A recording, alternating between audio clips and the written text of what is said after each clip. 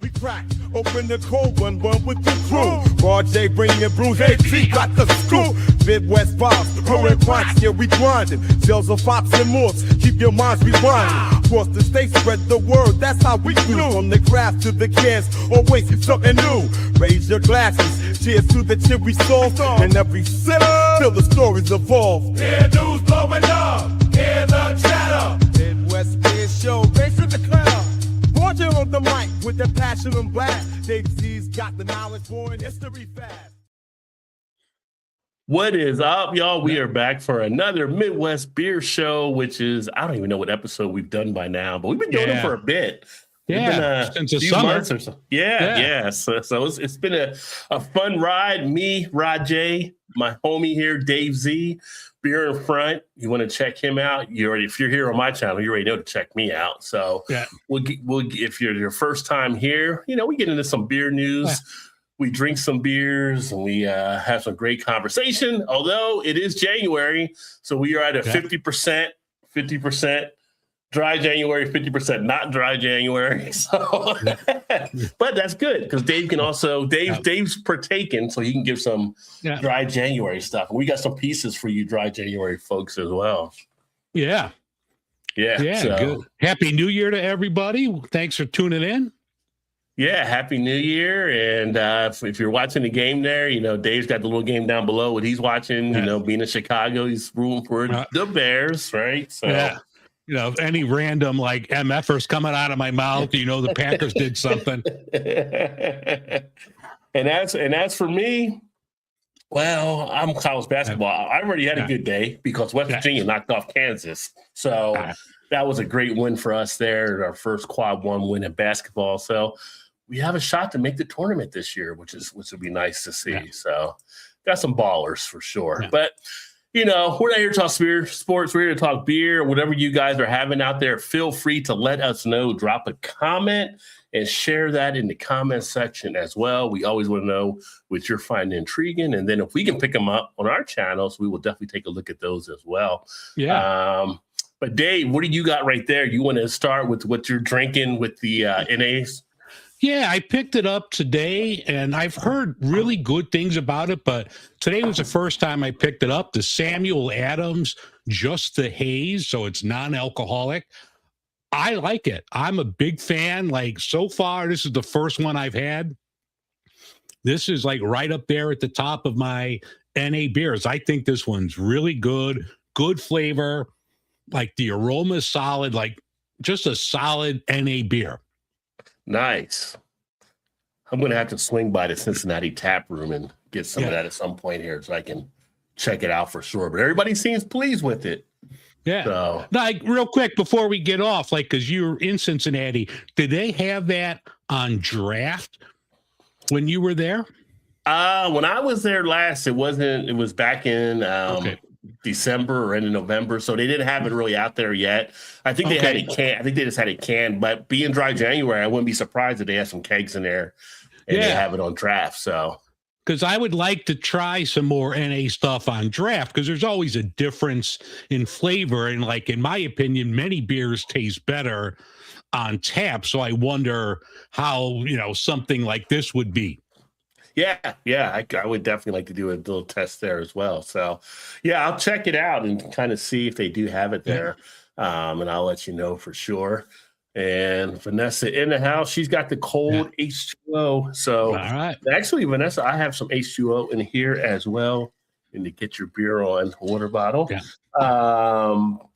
But that's one of the things we'll talk about in one of the stories we have about if you're not doing dry January, some other things you can kind of do to get your health on as well, so to speak. And shout out to Nash coming in there on your channel there. Hey, cheers. Great to see you as well. And happy Saturday night. So I'm going to actually crack open one. You may have not seen this yet, or maybe you did. You have to get it in the variety pack usually. However, our Kroger started breaking up the variety packs and selling them individually. So they put 3 in the make your own 6-pack, and guess who bought all 3? This guy. So I'm a fan of Bell's, and I'm going to be checking out the Red Hearted IPA, the Red IPA. So this is one they just came out with over the last month or two, 8% ABV. And I'm a sucker for red ales, Yeah. red IPA. Red IPA, black IPA, just off the non-traditional stuff. It's like, yeah, I want to check it out. Now, I have had one of these already, and I will tell you it is good. So if you happen to see it, go ahead and pick it up.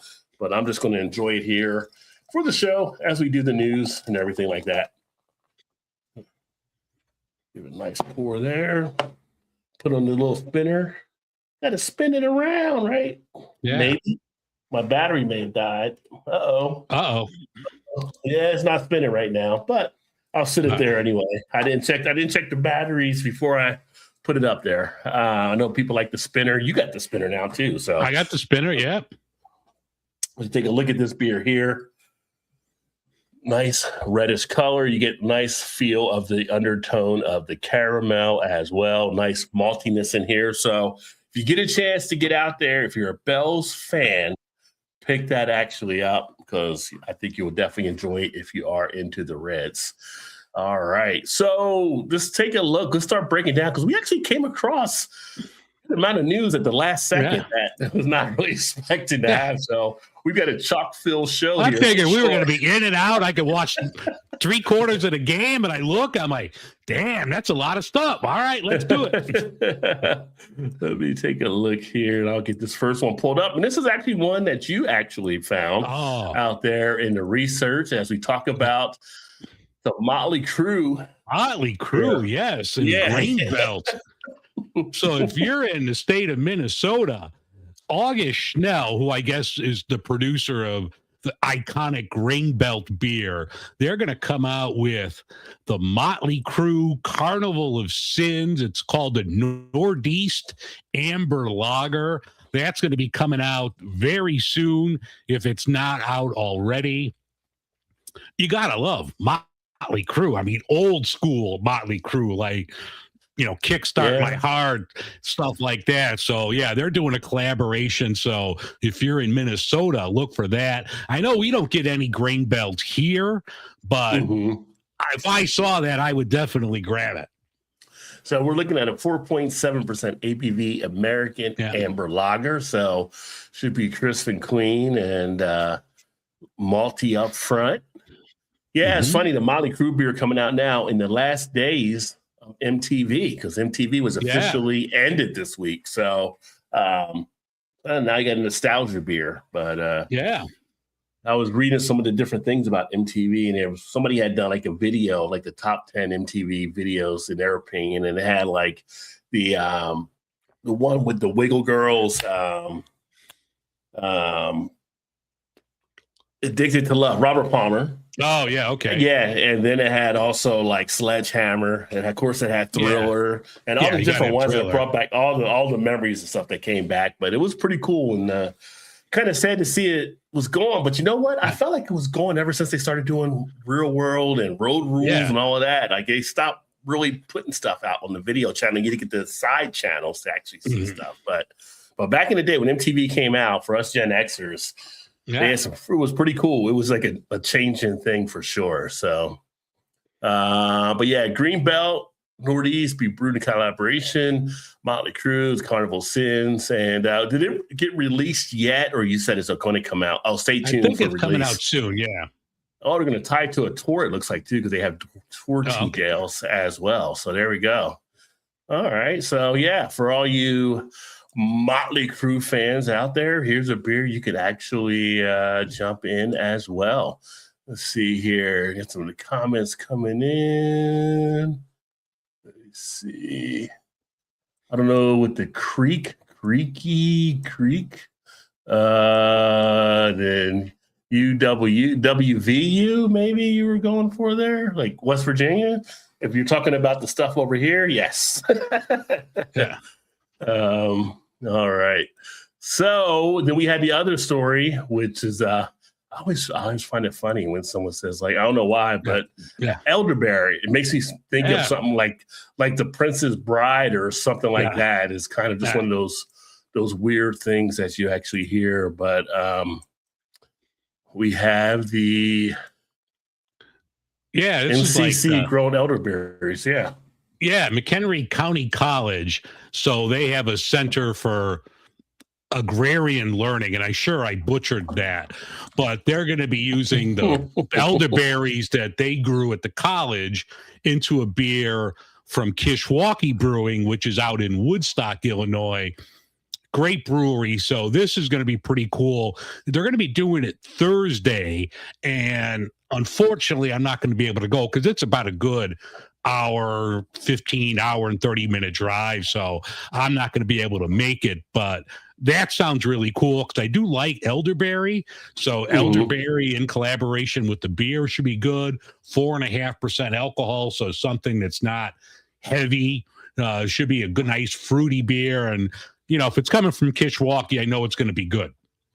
Okay.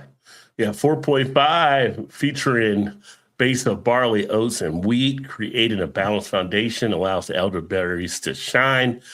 Beer offers notes of currants, blackberries, and blueberries, complemented by a woody, dry finish. Okay, that doesn't sound bad at all. Not your typical, what I would say, like a wheat ale when it does the fruit. So, but you do have you had elderberries just as elderberries, or do you just have like the flavor in beer usually? You know what? You broke up. I don't know if it's my connection, but I didn't hear a thing you just said. Have you ever had elderberries just as elderberries? Or no, I've had it in pie.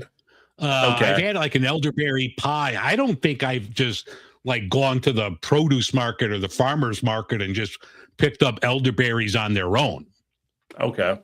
I didn't know if you could. I just think you said it's one of those things where it's like, obviously, I guess people do eat it as fruit, but I've never seen it in my grocery store as elderberries, like being there next to the raspberries or blackberries or blueberries or anything. So I didn't know if you had to go on a pilgrimage to find them or go out there and forage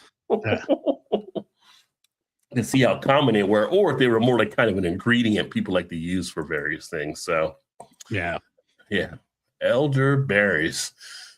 So. How do you feel about lab-grown meat? I don't know.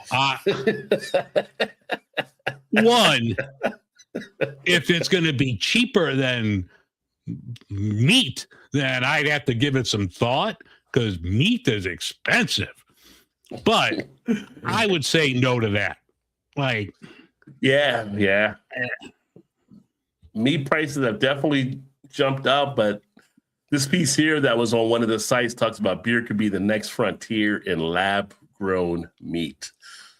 Basically, off the yeast, I guess, that they're finding some benefit of it to help grow meat in the lab, which, you know, there's always speculation about, are we getting real meat at the store or not? Or is this like lab-grown? Because, you know, we get some of the stuff we get nowadays compared to the old sizes. Like, did they like increase the size of like chickens or cat? Like, there's some big, almost Fred Flintstone pieces of stuff you're getting nowadays when you go. So maybe that's coming from the lab.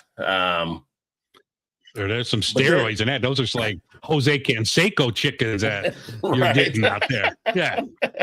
Somebody put the needle in the chicken's ass to grow. So yeah. But it's like, I mean, I'm with you. I'm not really looking forward to having something like that. But then again, it's almost like resources, they go down. You got to do something to be prepared for. So it could be something in the future. I won't be around for it, I don't think. But, you know, it's kind of interesting. But that's where they're at now, working on these lab-grown meat and beers at the center of it to be a possible way for them to do it even better than what they're doing. So, yeah, I mean, I'll be long dead and buried, and I'm not having any kids. I don't know if I'd want to, you know, be having that if I'm a little younger. Yeah. Now, I will say it does give something there for the environmental side because they're talking about being able to use basically the waste of the grains and stuff like that from the brewing. So giving it a secondary use is good for an environmental type purpose. But yeah, it's like, you know, we talked about the wastewater being used and recycled for beer. And it's like, I don't want that either. Right. So it's kind of like, I don't know. We'll see what the future holds out there. But yeah. I don't remember them ever in Blade Runner, like, hey, let me go ahead and get some of that lab meat, you know? But maybe they were. Maybe that's why in Demolition Man, he was happy to see a rat burger. Maybe that's how it worked. I mean, if you could get me a filet for $2 bucks, then, you know, I'll think about it. It better be a damn good filet, though. Yeah. I want that to take that on. Shout out to Ryan in the house. Matt and I watched them play football and recorded some reviews. Nice. I mean, you broke up and froze that time, I believe. What'd you say, Dave? I just lost your feed. No, I just lost your picture, but now we're back. Okay, yeah, like you were It frozen. could be me because I got the Bear game going on. It could be my connection because I got like 3 things going. I got the Bear game on one window. I got all of our notes here, but it looks like we're back. Yeah, it looks like we're going here. But if you guys are seeing us break up when you're watching, just let us know as well. Yeah. I do got OBS testing right now too, so I could actually sit here, and if I want, I can like flip cams and stuff, which is actually look cool. at you. We're trying to Fancy. move up in the tech world. We're trying to move up, so baby steps. Yeah. So Ryan, who you got? You got the Bears or you got the Packers? Let us know. Let Dave know, because you know who Dave's got. Had a great time actually with Ryan and Matt. We got together over at Nine Giant at their Fermentorium last week. They've actually got the video stuff coming out on that, and got a chance to talk with the owner that was there as well. Some good conversation, good introduction for them because they had not met the owner, and great beers over there they actually had. So I put the one video on TikTok. I think I might have the beer here actually, but the owner was kind of, we had met last year at CBC, but he's nice to provide this for me to check out. And I had the one they had on draft, which was a candy floss. It's a maple syrup based barrel aged, but this is one they did for the holidays. It is a gingerbread and candy canes, molasses, vanilla beans, ginger, cloves, cinnamon, milk, sugar, and peppermint. Nice. So that'll be one I'll get into at some point here.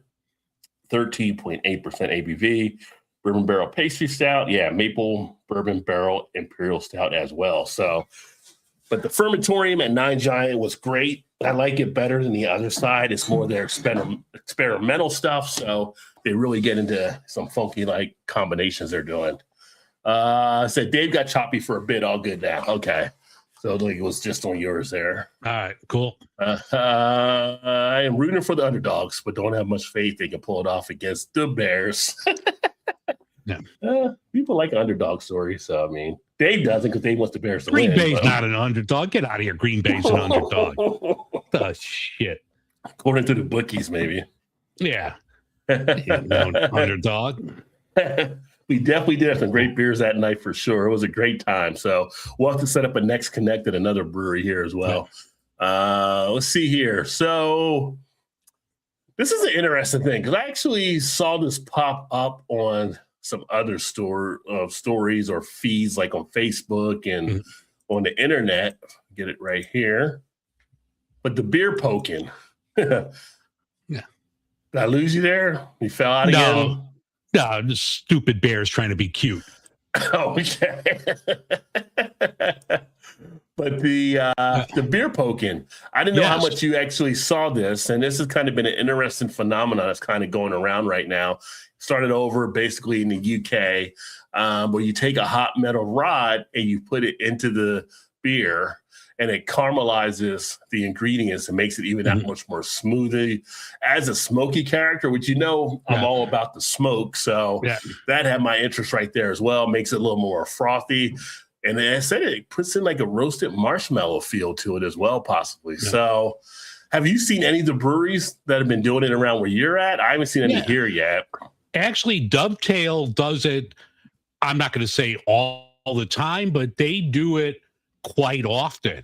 So they, because that's a traditional German European brewery, and all of their, you're never going to get an IPA at Dovetail. So they old school methods. So they do the hot poker from time to time.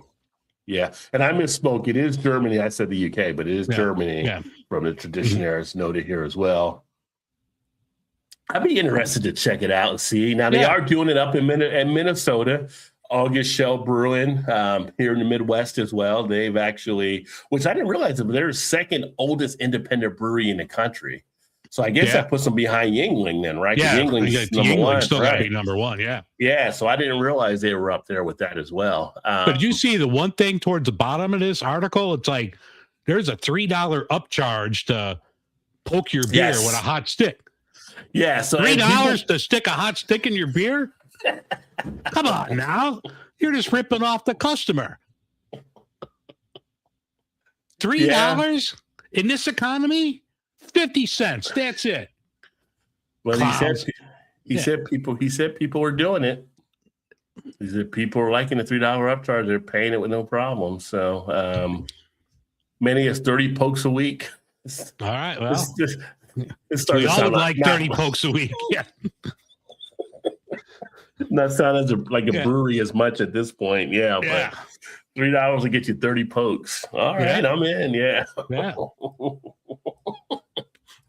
And it'll make it nice and frosty for you too. There you Yeah. go. So apparently he's saying with competition to attract beer lovers is something different for them to be able to do. But I'm thinking you're going to see more breweries that may do this, maybe up in Minnesota if they're seeing the success they're having, and it'll start to spread a little bit. Like I said, I haven't seen anybody do this in Cincinnati, but you've seen it at Dovetail in Chicago. So Yeah. it's definitely, Yeah, I it's think it's definitely out like there. it has to be, a place that's like a traditional European brewery. I don't think you're going to see it at like a Hop Butcher or something like that because it just doesn't fit. So it has to be a more old school traditional brewery. But yeah, I could see more people doing that. Anything, like we've talked before, that gets people in the door. You gotta be ahead of the chains here. You gotta keep thinking. Yeah. You gotta do something to make it stand out, right? So Yeah. right. So we had we definitely had some great beers there. So we could just meet up at the Kroger Tasting Bar. We could. They actually last week when I was there, and I didn't get any because I was just in and out, but they had the Warped Wing barrel aged one on tap. I'm like, what are you trying to do? Get people hammered walking around Kroger in here, putting up double digit ABVs, and it's like for $6 or whatever it is. Like, yeah, They want you to buy more stuff, man. it's funny when you get a better deal They're with the not Kroger than dumb. you do. You get a better deal with the Kroger than you do at the breweries or the bars. It's like kind of funny that happens. Yeah, people were going over to the sushi bar or the sandwich bar, just bringing it back and sitting there drinking and eating. So, several poke beers at Chris Kendall Market. Chris this year. Kendall Market, Yeah. Okay. So Ryan's had some. Gravel Road Brewing in Middletown is one of the only local I know that does poke. Okay, so we do have somebody here local because Ryan's here in Cincinnati with me as well. So I have to maybe pay them a visit and see what that's all about. Feels weird walking into a brewery and be like, hey, poke me. I mean, that just doesn't sound right, though. And then this one here, this is just interesting. It's not in the Midwest. It's just east of us here. But we had a thing out of Pennsylvania where they had another closing of one of the Voodoo brewing lines, right? Well, Voodoo has been one of the national chains that's been going across the country. We had one in Cincinnati that ended up closing down. I think there was one maybe in either Columbus or Cleveland that also just closed recently, but here's one out of Erie, PA. It's kind of an interesting model. I mean, you end up having this national brewery that you're a part of, but they all have like independent owners. So you kind of get the franchise, the Voodoo name, but you can brew the different things you want to brew there. And I don't know in today's marketplace if there's really a spot for them to do that because of all the loyalty and the allegiances that people are having to their local community. You're in the community, but you're probably a local person in the community, obviously, as the owner, but your beer isn't really the community. You know what I mean? So it's kind of like, I don't know if they're having issues where people are just like, I'll try it here or there, but then I'm out, and they can't hold enough people to actually stay there and be involved in their beer. I don't know if you've seen any of the Voodoos up there where you're at, if they've come to Illinois. No, I've never seen that. I know of the name, and at first, I'm thinking, I remember that Black and Voodoo, what was it, Dixie, before they changed their name, and then they went under. And then obviously Voodoo Ranger. You would think Voodoo Ranger would buy the by the name up. Well, you would think, or they would have challenged Yeah. him in a lawsuit or something. But yeah, like Stone did with Keystone that year. Yeah. But no, it's kind of interesting. I don't know if they're going to make it as much longer. They started the franchise, I want to say it's like back maybe 2018 or so. No, 2005. Wow, longer than I thought. So by the time we saw it, it was just over 10 years later. But it's just interesting. Like I said, you're in the local community, but you're not really a local beer. You're on a national scale. Yeah. So in the way that it's been nowadays, I don't know if you can get people to actually buy in to want to enjoy that beer. So yeah, I mean, everything now is just so hyper local that, yeah, you want to just stick with, your neighborhood brewery. right. And not that there's not people in the neighborhood working at these Voodoos, but, you'd rather buy something from your brewery down the street, or this is your Cincinnati brewery or your Pennsylvania, wherever you are. Right. We had places like that here. I mean, Rock Bottom was here for a while. The Ram was here for a while, and they're no longer. I mean, they hit a nice run, but it's just, times have changed. Yeah, I used to enjoy going to Rock Bottom. We had one here in Cincinnati that was on our Fountain Square, and it was decent enough. Some of their beers I did like, and the food was decent. And you just knew it was going to be like more of that chain brewery restaurant. So it wasn't like, you were going to try to compare it against Rheingeist or Mantry or some of these other local independents. But at the same point, it's kind of like I see now where we have like BJ's, which does a really good clientele, but that would have been a competition for like, for them, but I like going to BJ's and I like some of the beers they're putting out, and again, good food. So there's a spot where it's like, okay, I don't say you're an actual brewer like BJ's and Amari. I mean, they get their beer shipped in, 'cause I don't think any of the BJ's really brew on site, but they do have their own brewing on the beers they're doing. But it's kind of like you're a restaurant brewery foremost and just a brewery that has food. You know what I mean? So I just put them in a different area. But like I said, I think they might have some trouble. So speaking of trouble, Big trouble, let's get into this one here, because this is kind of interesting to see what's going to happen with all of this that's taking place. So we've talked previously about the whole drama out of North Carolina and Charlotte with Sycamore. So now they're coming out where they've changing their name, Club West Brewing. Club West. There's already been comments calling it Club Molest already. Like, wow. I mean, I don't make the rules, or I just report what's out there. But like one of our buddies, Chase, who's Nutmeg the Palmetto, he's down in South Carolina. He saw comments where people calling it Club Molest. I don't know how they can keep the owner, the wife, like they're saying, well, she filed for divorce proceedings and she's going to be the sole person now and all this stuff. But the proof is in the pudding. Right now, people aren't seeing it, or they're not believing it. And I mentioned before when we were talking about it, she's got kind of a little bit of a shady history as well, it seems, that where I guess some of the people are her biggest supporters or biggest fans. But it's kind of crazy. They're going to, if they try to hold on to it. And even when you go through this piece here, by the time you get to the end, it's pretty much saying they have to look maybe to sell out to someone else that's not affiliated with them, because people just aren't buying into it, apparently. Let me scroll down here. Like the bottom line, experts envision the most viable path forward, selling to an unrelated buyer, such as an investor group or a large beverage company.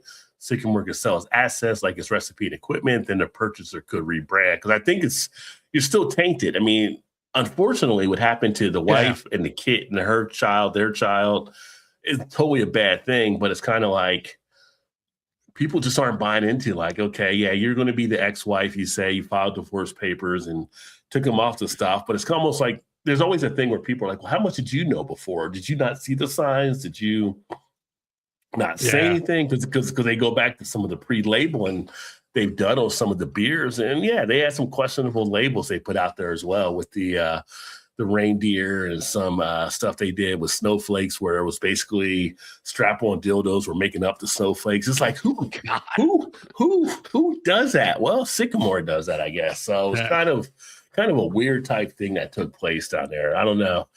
It's all one of those things, like, one of those stories where it's like, we should have known. Like one of those things where people have flashbacks, they start putting the pieces together like they're Columbo, right? The old Peter Falk, like. Yeah. It's like, now I understand. I don't know. Yeah, but like Club West just seems like that was just rushed. Like, oh, let me go on Canva and try to come up with the new branding name and everything else. Like, obviously, you want to do something in a hurry, but that just seems like way too rushed. Yeah, it's like they went to the PR firm, and the PR like, okay, we're going to spitball 10 ideas. Here's the best one. Came up thus far. Okay, let's run with that one. Like you didn't think it through far. They closed for a few days, and then they come back with this. So they only closed like on the 5th, and we're on the 10th. Yeah, that's too short of a time to come up with a decision, I think. But like they're talking here, some of the points of where they're talking about a rebrand may also be ineffective, and the stores that yanked Sycamore out, 85% in the week starting December 15th. That's how much sales they lost compared to where they were. I mean, they're getting hit pretty hard down there, but it's kind of crazy on how they're going about trying to do this. I mean, the PR firm, whoever's trying to help them out, has got their job cut out for them. They posted a thing for a PR thing, and they took it down. I don't know if they hired somebody real quick or if it was like they were getting bad feed off of it or something, but they're just in an uphill battle trying to figure this whole thing out. It's just interesting, but it's kind of crazy. This dude, like, he really, I hate to say he screwed them over, but he screwed a lot of people over in that regard. So, yeah. So, interesting. You go from the top brewery in Charlotte to running it in the ground. Yeah. And when guess they could have renamed it. They could have renamed it Epstein Island. That sounds more like Club West. Epstein Hideaway or something, maybe. I don't know. Yeah. Crazy. Ryan says, you live in a council culture that even breweries aren't immune to. See, I never really liked the council culture type thing. I feel like it's more of a consequence culture where people are just holding people accountable to stuff. But, you break in and you allegedly rape a 13-year-old girl. People are not going to be happy with you. They're going to come at you. So for sure. And Ryan, I said before there, I think this is when we were talking about Voodoo location in Westchester last very long based on this last visit there. Yeah, Voodoo was interesting when I went to the one in Cincinnati. Beers were okay, but it was like, and we're talking about this another piece upcoming about breweries. The welcome appeal kind of wasn't there as much. Yeah. I'm going to grab another one real quick. Okay. I'll be right back. Yeah. So going to the Voodoo that I went to in downtown Cincinnati, it was just like the vibe was just off. It's kind of like they're running a business in hospitality, but they don't know really how to do a hospitality business. So interesting to see. I didn't know there was actually one up there. Or over there in Westchester. I'll have to maybe take a look and try to go through there. One of the ones I did like, they had that, I think it was a Lacto Cooler, which is a pretty good sour. At least the one downtown did. Okay. That one was really nice. So what did you pick up there? I picked up one, a company we both know and love from Go Brewing. This is their Sunbeam Pills. They use German malt and hops in this, non-alcoholic. Both Rod J and I are ambassadors for Go Brewing, so definitely recommend them. I think I've said it before. I think pound for pound, they're the best NA brewery that's out there. So I do like all their stuff. I've had this Pills before, and I think it's really good. Mm-hmm. Don't get much out of the aroma.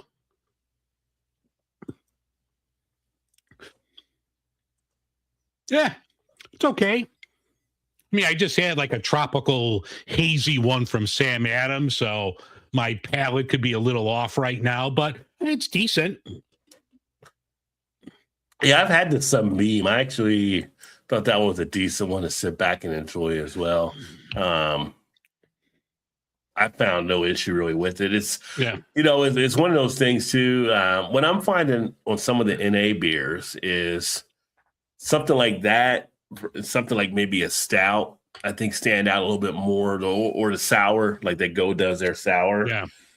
Than some of the IPA. I feel like the IPA I pick up a little bit more of that seltzery feel than I do on some of the other styles. So I think that one, though, as a nice, clean, fresh, crisp pills, I think it can definitely be a nice substitute.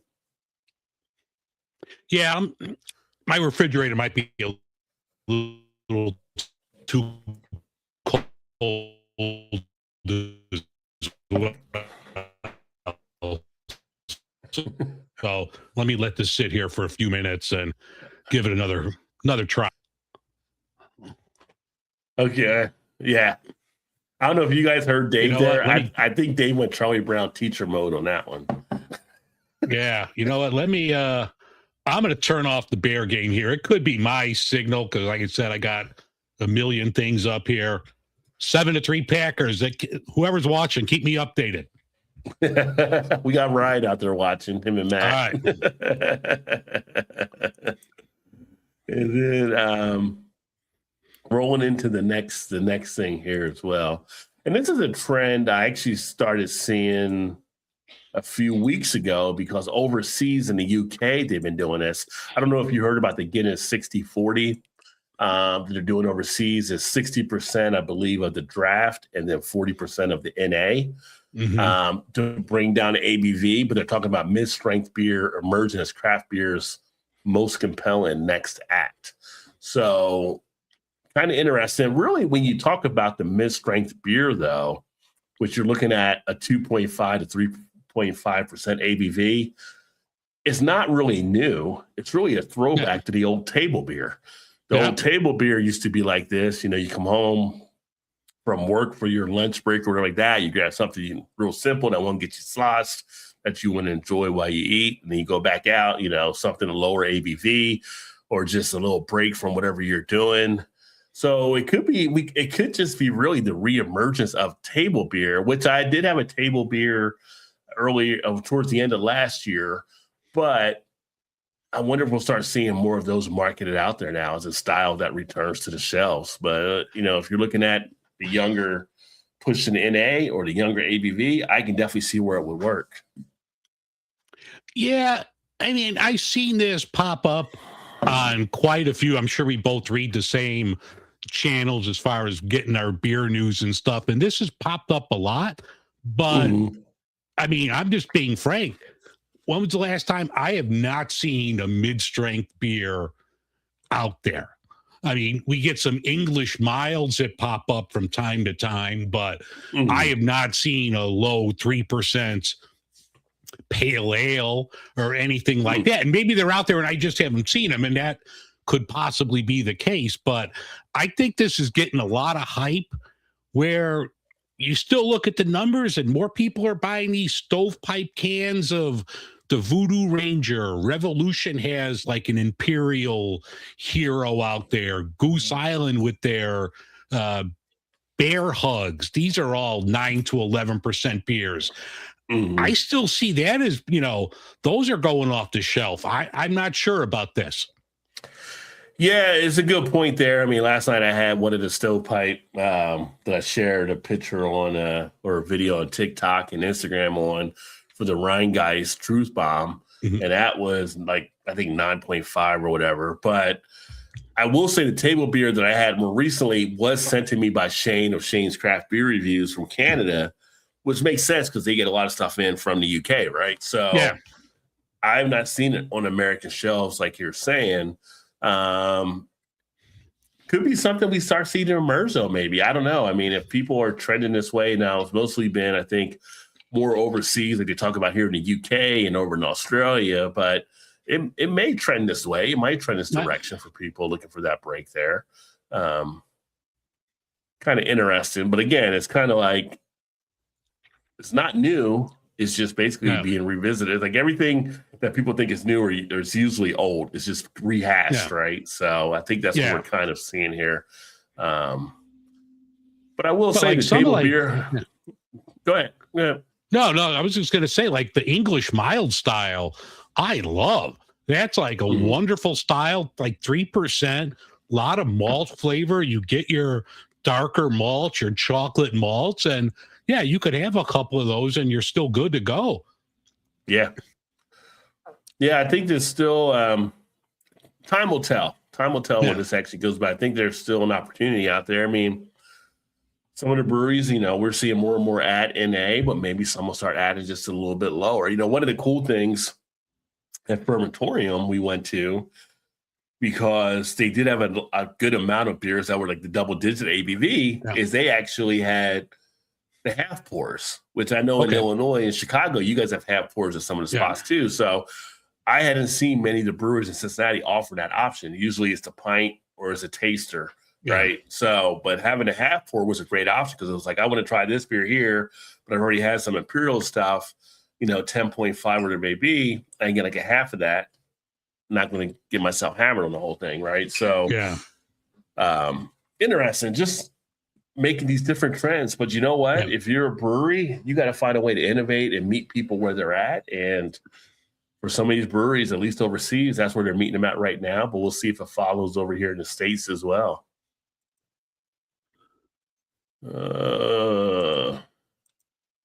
Let's see here. So I always love the beginning of the year because people at the beginning of the year like to predict.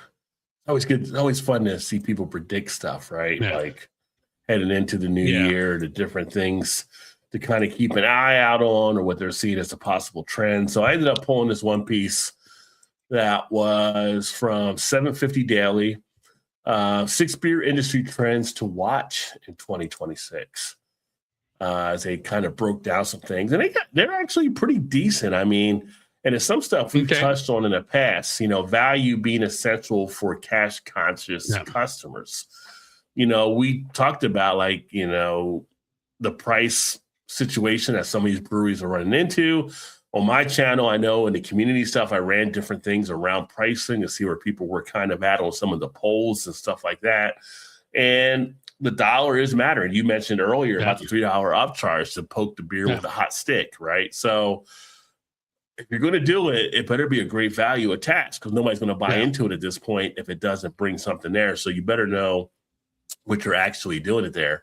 Talking about here in October, Red Hook introduced the No Frills 81 Light Lager that's brewed with 1 hop and 1 malt, selling for $6 to $7 per 4-pack of 16-ounce cans. All right. That's going to catch some attention, right? If you want that light lager, you're getting 4 pint cans.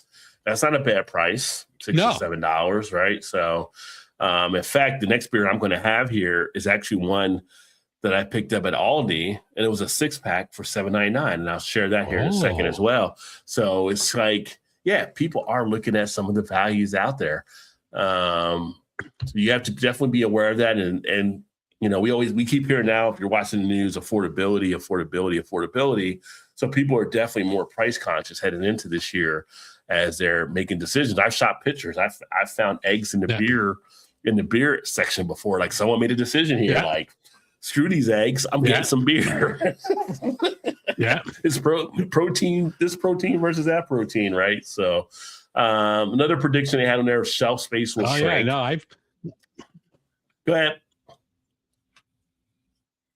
I thought you were going to go ahead. I was going to say something there. Shelf space will shrink, spur more targeted beer releases, right? So shelf space is at a premium right now. We've got the beer, we've got the RTDs, we got the other drinks and stuff that are out there. Ciders are growing more for a lot of the people, especially if they're like gluten-free type options. Ciders are something that's very popular in that group. So, it's going to be something there where we may see more of that stuff actually coming in. I'm surprised we haven't seen anything come back like the old Bartles and James, like wine spritzer type stuff, right? That we used to have back in the 90s, right? Yeah, I'm sure that's coming. They'll bring that. Me and you will be the new Bartles and James. Yeah. I figure with some of the younger generation now, they never seen them before, but if they're looking to go stuff like that with more of the fruity type feel, but maybe not as heavy as a beer. Those things ran for a while in the late 80s and 90s. Yeah. Bartles and James, what else? Seagram's Golden. Yeah. You might get your wishes. Zima might come back at some point. It better. If that came back tomorrow, I'd quit dry January right now. I mean, it's still getting made. It's just in Japan. So you never know. Mass Hold Light Lager. That was a funny name I saw on this piece here too, which people in Massachusetts are referred to as Mass Holds up there in the Northeast, if you didn't know. He'll talk about hemp-derived THC beverages, economic lifeline that might be cut loose. So this is going to be an interesting one. And for those of you watching in 2 weeks or the Tuesday after next Tuesday, I'm actually going to have Julie Rose on from Kick Fizz, kind of talk about the THC market. And because she opened up a THC line last year, some of the things they're running into because we know about the new legislation that came out and the effect that might take place, because they have to have the way it is right now. I think it's November or October this year, maybe, or I think November, like late November, early December. Yeah. Yeah. It was right after the shutdown ended. Yeah. Right here, November 2026. So unless they come up with a plan there, this could really affect a lot of the THC producers and really affect the economy, because it's been a great line for another opportunity for people doing just THC or some of the breweries that are doing THC type stuff. So it's something to keep an eye on there. So we'll have that discussion there. But I know my one local spot, they actually were doing well with the sales as far as a distributor or seller to the general public. That announcement came out. They pretty much got wiped out and everything. Everybody's kind of stockpiled here in Cincinnati from their store. So, it'll be interesting to watch. But they're saying THC being on the line there. Breweries will place a renewed focus on beer and packaging options. Yeah. You know, that's one thing you always think about. Like when you go to a beer store, what makes you choose a certain beer? What makes it stand out for you? And a lot of times it's going to be that first look at the beer, the labeling, the marketing. It's going to be something that's going to grab your eye, right? Yeah. And a lot of these breweries, they're starting to focus back in. They're saying that they're going to refocus on making the stuff stand out, because the shelf space is becoming limited. And if you're on it, you better make sure someone's seeing that actually have an opportunity to go ahead and want to try your beer. Yeah. Well, they use a couple of examples here with the pills from Sierra Nevada and Trogs and their lager, which both look slick as they are there. I mean, it definitely gets your attention. So that Sierra Nevada pills is absolutely outstanding. Okay. That is a phenomenal beer. The can's like 8 ounces or something like that. It's like these real small, thin cans. So, I mean, you could definitely have one and you're good, but that's a fantastic beer right there. Yeah. I don't know if I've had. I don't think I've had that one yet. I'll have to take a look at it. But some interesting stuff here. There's some of the comments here. Lone Tree, who we actually know, Lone Tree out of Colorado. We both had. Yeah, we both talked to Jerry before. As far as should be the bedrock and default mission of craft breweries, as far as the focus there. Hop Valley, I've had the Hop Valley beers, which are actually pretty decent. Talking about the beer industry doesn't need new trends, but it's, you got to be able to stand out. So it's kind of interesting. Harpoon, I haven't had Harpoon in a while, actually, now I think about it. Yeah. But they recently refreshed their packaging to emphasize it's Boston's IPA, which Sam Adams might have something to say about that with some of their IPAs. I don't know. That's not shooting shots or anything. I'm just saying. Yeah, but Harpoon was putting out that long before like Rebel IPA that Sam Adams came out with. Yeah. I think Harpoon's got a leg to stand on. Yeah. So, and then you got Trogs there as well. Trogs is always solid anytime you get your hands on their stuff, I think. Garage Beer plans to release this light lager, nostalgic stubby glass bottles. So they're going old school there with the who's that? That's the Kelsey brothers, right? Yeah. Kelsey brothers on that one there. Although I've had the original Garage Beer when it was under Braxton, just saying, before it got all big time. Braxton, yeah. When it was coming up, I was already drinking Garage Beer before a lot of people were. So so kind of interesting there. Then we also get down here, Gen Z will become a focal point for craft breweries. Well, that would make sense. That's kind of one of those obvious type things, right? Like you got to focus on the ones that are now able to drink, because all your old timers are getting older and people are moving up in age, but you got to bring along that next generation. The thing I liked about this is what they identify is the opportunity to teach Gen Z about some of the different options they actually have. Like, why are more breweries doing things like, well, I know some do the tours and all that kind of stuff, but to do the education type thing, have some clinics there. I say clinic, but, you know, have a workshop or whatever it may be. People buy a ticket. They get to try 4 or 5 different beers. They get to kind of learn about brewing or learn about different styles. And, you know, there's ways to actually bring Gen Z along. So it's that opportunity of presenting that stuff in front of them. And I think some people may be missing that, just thinking, well, Gen Z's not drinking. No, they're drinking, because I know some Gen Z's and they're drinking. They're definitely drinking. It's just a matter of, but it's funny because the Gen Zs, for instance, and I use like my day job, when we have like a get together or we're like one of the bars or whatever, a lot of them will ask me things what they should try. So I know the opportunity is there, and I'll point them in different directions, and they try different things. So breweries have taken upon themselves to be able to educate and be able to guide people when they come in. Yeah, but they have to be able to get them in the door first. I mean, that's the thing. We got to get them in the door, and how do breweries do that? I don't know.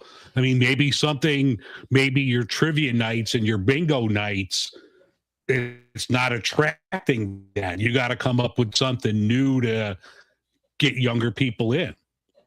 Well, that's why you hopefully will have like your marketing or your R&D people, whoever that person may be, to kind of track that kind of stuff. Because if it's something like, if I was like running a brewery and I knew like Gen Z was huge to the Harry Potter, right? I'd be running like Harry Potter type nights or Harry Potter trivia type things that would generate that interest among that group, right? So you have to have things to come up to target to get the people in that you want to get in.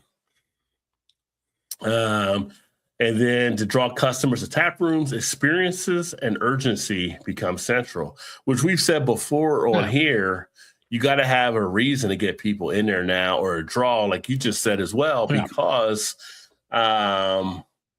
your dollars are now up against the sporting events, against the local play, the local concert. I mean, you're looked at an entertainment venue at some point, and for people to want to come there and spend money at your location, it has to be that experience. And also, you got to make it seem like you need to come here now. You got to give them the FOMO, what we call, which is the fear of missing out for those that don't know. Make them feel like they're missing something by not coming to your brewery. And if you're not able to do that, you're going to be left behind or struggle some. So you got to come up with those things to actually draw them in. But they see, you know, this year from this piece where that's going to have to be a main focal point for a lot of the breweries out there. So that is interesting and all that stuff there. But what is also interesting is the beer I'm about to break out. So this is one I picked up from Aldi. I like to pop into Aldi once in a while just to see what they got. Because, you know, sometimes you get a nice little surprise. So this is actually the chocolate lava cake stout. So this comes in at 8% ABV. This was like a 6-pack for like, I want to say it was like $7.99, I believe, which you always get like a nice little deal at Aldi. Had not seen it before, had not had it before. It's from Stater Brewing out of Wisconsin. So we're still rolling with the Midwest beer, right? So that's got to be what, Octopi. You know, it's got to be the largest contract brewer in the country. So it's got to be them, because they do a lot of Aldi stuff. And then it says stout with natural flavors, which nobody has still defined what natural flavors are to me. In all my years in doing beer. So I'm like, is there beer being made with unnatural flavors? I have not found out yet. So well, while you're pouring that, let me grab another one here. Okay. This one pours a little bit of a reddish brown. So I like the look of that there. Take the red hearted down and put this up here. Should have changed the batteries, but I didn't. But for those of you watching here, here's a look at the beer itself. Nice dark, nice head. Oh, shoot. All right, Aldi. All right. Oh, that smells really good. That does smell like lava cake. I'll give them that point right there. That is right on point. I'm talking about like a chocolate fudgy smell you're getting out of it. It's like if there was like a liquid Hostess cake, this would be All like right. this would be it, like right here. Because I've Oh had my some that are almost smell like what was that? Nestle Quick. Oh no, this I know what you're talking about there. Yeah, like it's this one or like Yoo-hoo sometimes. This one Right. definitely smells like lava cake. If you ever had lava cake, it's like the little chocolate cake with the little fudge. It's a great dessert. It's a great dessert. I'm a man of many things. I love desserts too. So yeah. Yeah. Yeah.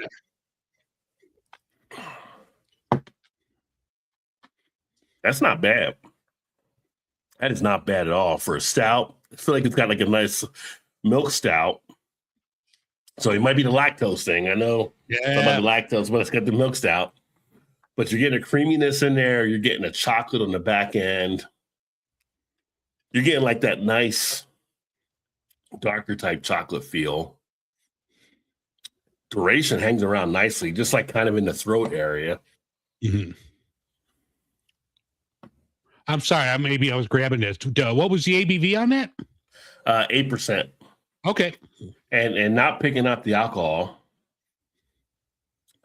It is definitely a dessert appeal. Like, sometimes we would go to restaurants, I would like pair some beers with some desserts and stuff. Like this one, I could easily pair up with like a chocolate raspberry type dessert or a chocolate cake. I mean, this would pair good with that. I used to do that with the Breckenridge and their Avalanche, like pair it up with stuff. But this thing is pretty much money.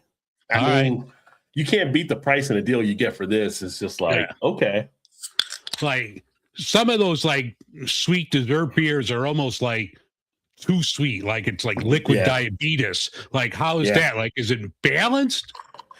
It's balanced. It does have the sweetness in it. It's one I would use to break up the routine maybe, but it's not like one, it'd be like one and done. I could probably do a couple of these, but then I would want to get back into something else or clear the palate. Mm-hmm. This is more for me like a nightcap type beer. I would want this like at the end maybe, like as a dessert basically. Okay. Well, I'm doing something totally different. I'm doing something from Five Corners Beverage Company, trying to get it where you could see it on both screens there. This is salted lemonade. Five Corners, a Chicago-based company.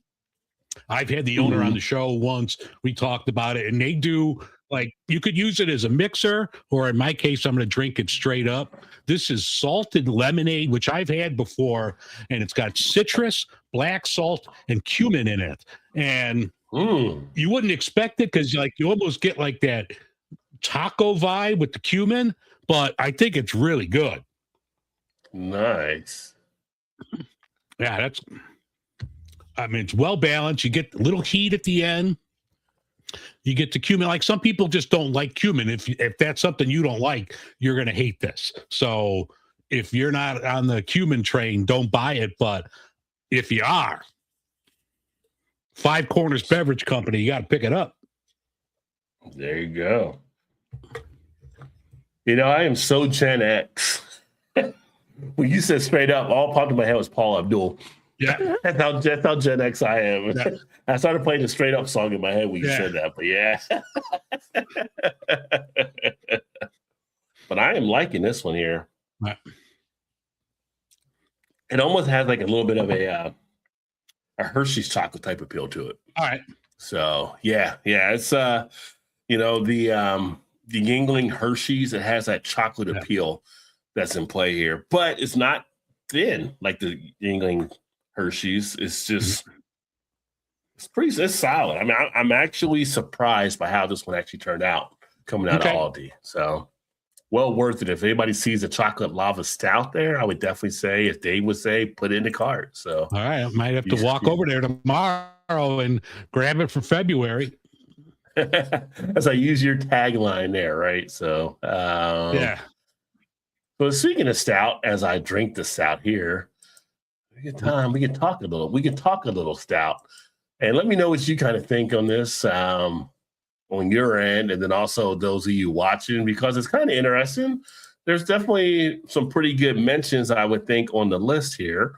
But this is actually looking at when it came out from Porch Drinking, and they did a piece on the best stouts of 2025.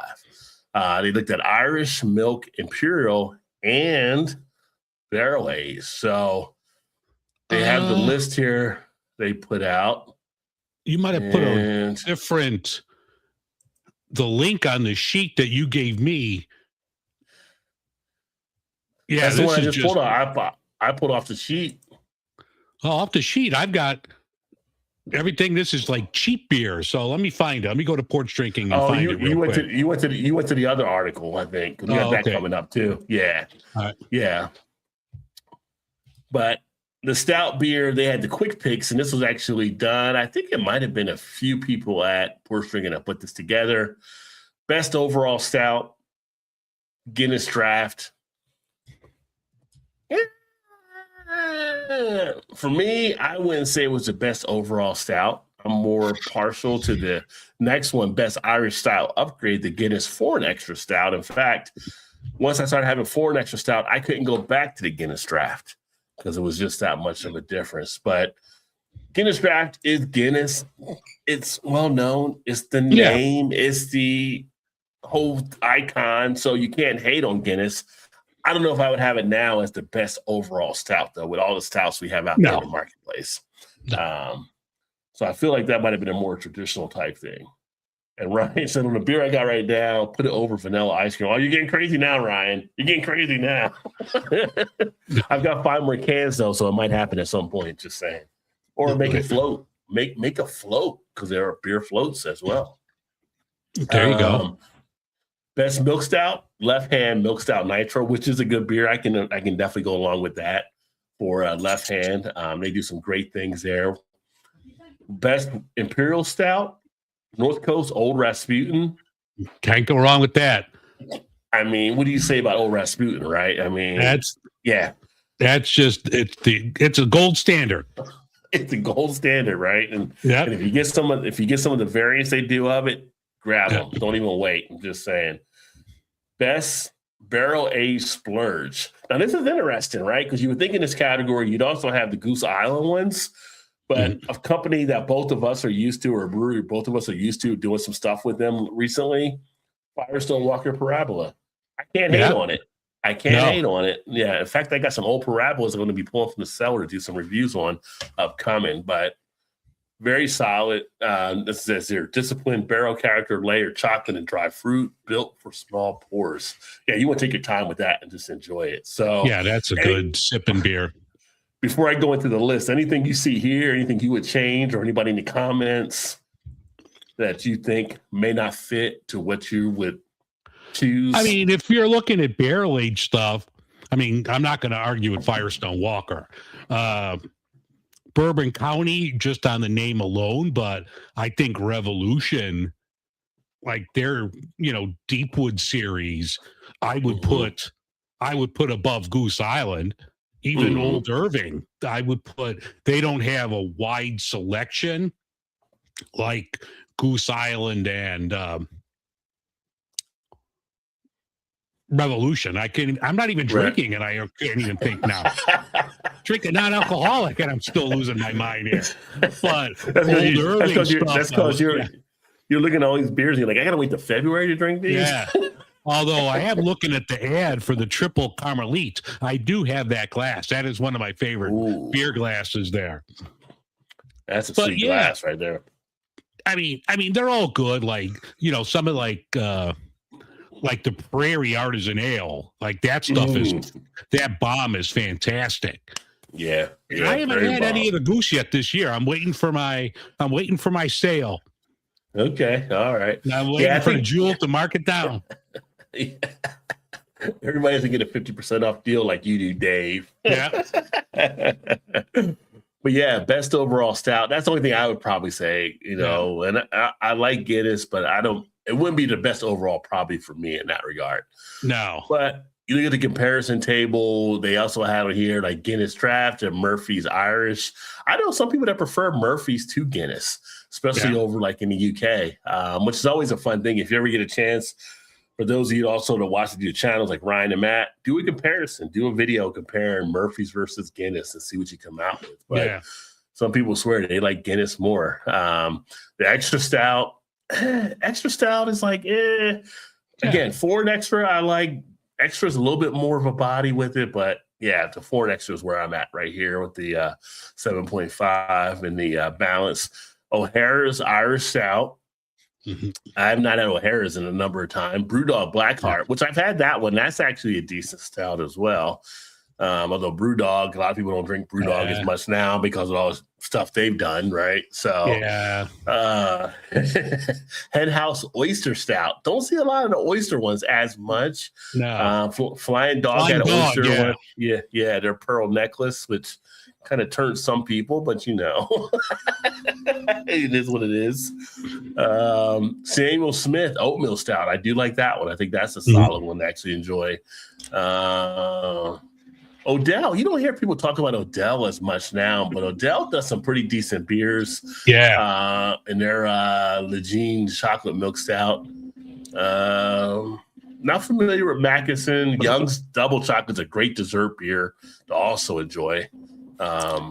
Like one they didn't list, and it just came out last year, and it's something we're going to talk about on a later segment here, was the stuff from Great Lakes, because they started coming out with, they had that Conway's Irish Ale, which is like one of my favorite St. Patrick's Day beers, but they came out with a stout, I believe, last year, maybe the year before, and I thought that was solid. And if I remember right, that wasn't very like heavy. It wasn't like an imperial. It was like a reasonable, maybe 5 or 6%. Yeah, it was like a reasonable dry Irish stout that wasn't heavy. And actually, when I did the video on that one, I did a blend of both of them together to kind of like a see how it went. Yeah. And that was pretty tasty, putting them both together as well. Sierra Nevada and the Narwhal. People know about the Narwhal. Narwhal is such a good one. In fact, for me, I probably would have Narwhal ahead of Guinness for overall as well. But that might be the American side of it. Just as, you know, it just hits for me a little bit more. But I like bigger beers. Bell's Expedition is another one. That's another one that's a great one to actually enjoy. Stone Imperial Stout. Most people just think of Stone IPA, but their Imperial Stout is one. Great Divide, although Great Divide, I guess, is divided now where you can't get it, but their Yeti Imperial Stout, which I do have some Yetis to do a review on actually still. Oscar Blues 1050, you can't go wrong with Oscar Blues in their 1050. And then they got the barrel age on top of it as well. Then you got the Bourbon County down here, also the Prairie Bomb, as you mentioned, and then New Orleans Dragon Milk. That might be the best overall stout to me, just the base version of that. And all the variants that run off of it as well. So interesting list. You know, it's always interesting just to see what people are thinking out there. But all of these are great beers that are worthy of getting attention for sure, for the ones that I've messed around with. So yeah. It's like the end of the year, you always get lists. Beginning of the year, you get lists. And, you know, it's just always fun to see what people are thinking out there. Ryan says, hard to argue against any nitro beers that left hand. I agree. I need to get Gary on this year to see what they're actually doing out there as well. But the left hand, I mean, they really did. I was in a can the nitro. They pretty much did. They were the ones that made the nitro in the can here in the States. So yeah. And the bottle afterwards. Terrific barrel aged stouts from Third Eye that I'll put up against the best big national brands. Everybody seems to love Third Eye, and I will say, Ryan, I did finally pick up some of their beers at Kroger when I did the Mixer 6-pack. So I got like 3 of them coming together that I'll be doing reviews on, but their Walnut Brown Ale is one that I got, which I'm a huge brown ale fan. So whenever I see somebody put that out, I pretty much always want to give that a try. I feel like we could use more brown ales in our life. And black IPAs. And speaking of Cincinnati, and Ryan, you'll see this here as well. We actually just had a situation here, and this is kind of interesting. So pull it up on screen. One of the this is like the local Fox News affiliates. They ended up purchasing, which was now the old Braxton that they had downtown Cincinnati, which used to be the old, I think it was 3 Points Brewery back in the day before Braxton bought it. and our what we call OTR here in Cincinnati, to put another brewery in. So former U.S. Army intelligence special op officers giving new life to this brewery. I want to see them succeed, but I'm starting to think it's just an issue with that spot. I just feel like when you're looking to open in breweries, you have to look at locations, right? So for you, like Dave, like talking about Cincinnati, where this is at is like just off of downtown Cincinnati. But ever since COVID, everything shifted. So downtown used to have a lot of office workers. You had a lot of restaurants. You know, Nick Lachey had his restaurant down there. Mark Wahlberg had Wahlburgers down there. There were other things that were happening. After COVID, people started going remote. Companies couldn't fill spaces. They started leasing out their office. It's just like, I feel like it's not like it's old Detroit, but it's definitely some struggles they have down there. So it'll be interesting to see how it plays out. And that's one of the things I think sometimes breweries may not always target. You would think they would because they're putting so much money into this, but is it the best location sometimes? So it'll be interesting to see. And I remember some of the breweries, like we had one that was called Blank Slate that did some really good beers in Cincinnati, but they were out in the warehouse district. And for you in Chicago, as good as Lagunitas is, they were like in the warehouse district, but people weren't going out to it, right? So it's kind of like, I don't get some of the locations that some of these breweries choose sometimes. I mean, it was just such a huge facility, and they used that for like movie shoots and like TV shoots, like, so it was that big of a location. And I think, you know, they couldn't pass that up. And it was, when it opened, that place was hopping, you know, and people would drive down there. But you know, 2020 hit, and even before 2020, it's like, it's a long way to go. If you're not going down to that area anyway, to like a Bulls game or a Blackhawks game or something in that area, there's just more places that are close by. You know, when they opened, you know, we had probably half the breweries that we have now in the country. So you have more and you have them closer. So do I need to drive 45 minutes away and fight traffic for a national brewery when I could go to Hot Butcher, I can go to Dovetail and walk there? Right. And I think that's what some of the situations at some of the places that put these up, what they're looking at is you're putting stuff in certain areas which seem like, oh, here's a great space. But are you going to be able to draw the people into that space that want to come and spend that time to get to that location and stuff? So they have some of the businesses around them in OTR that have done okay, but I just think it's almost like a shot in the dark to see if people will show up down there and stuff. So, and then here in Cincinnati, I mean, every city has their issues, but they've been like kind of talking about more of the stuff. I feel like the media causes more of the fear for the people at home than needs to be. So it's kind of like some people are afraid to go out because they're afraid they might get robbed and stuff like that and everything. And you know, it's kind of like every city kind of goes through that type of thing, right? Now, as we used to be kids or whatever, our grandmother would tell us, like, nothing good happens after midnight. So as long as your ass is home before midnight, you should be fine. But you wouldn't still see it that way. And it doesn't matter what city you're in. There's parts you don't go to. And we all know that. So... So that'll be interesting to see what they actually pull out there here in Cincinnati. But you know, if you come to visit Cincinnati, that'll be a new spot you might want to check out at the point. And then here, talking about traveling, as people start to set up their traveling and to go places, because you know, when I travel, I like to see what breweries are around, so I know. Like if the wife says, "Let's go to so and so," I got to pull it up and see what breweries are going to be in that location we're looking at, right? So with this one here, let me go back because it switched on me on the story. There we go. 10 best beer cities every craft beer lover must visit, which most of these are pretty much known, I think. But but you know, we have oh my God, it's trying to kick me out of the thing here, I think. I've got it here in front of me. You didn't look at this quick enough. There you go. So you got, we got Portland. All right, you got it. Yeah. Denver, Colorado. Yeah, I've got it here. I got an ad blocker, so I'm not getting all that. So Denver, Colorado, Portland, I think, is the only one out of these that I have not been to, but Denver's excellent. San Diego, you can't go wrong, especially if you like West Coast IPAs. Asheville, North Carolina is phenomenal. I mean, it's just a great town. Hopefully they're rebounding. I mean, I know they were still struggling with like the hurricane, what was it, Helene from a couple years ago? Yes. But Asheville's a great area. This little town you might have heard of called Chicago that is fantastic. Grand Rapids has a lot of Grand Rapids is good, but they have that one big brewery that we don't drink. So you can, if you want to go to Grand Rapids, there's other places you can go to. Milwaukee, which happens to be Milwaukee's got a lot of great spots. Yeah. Happens to start with F too, but yeah. The Milwaukee area is fantastic. Yeah.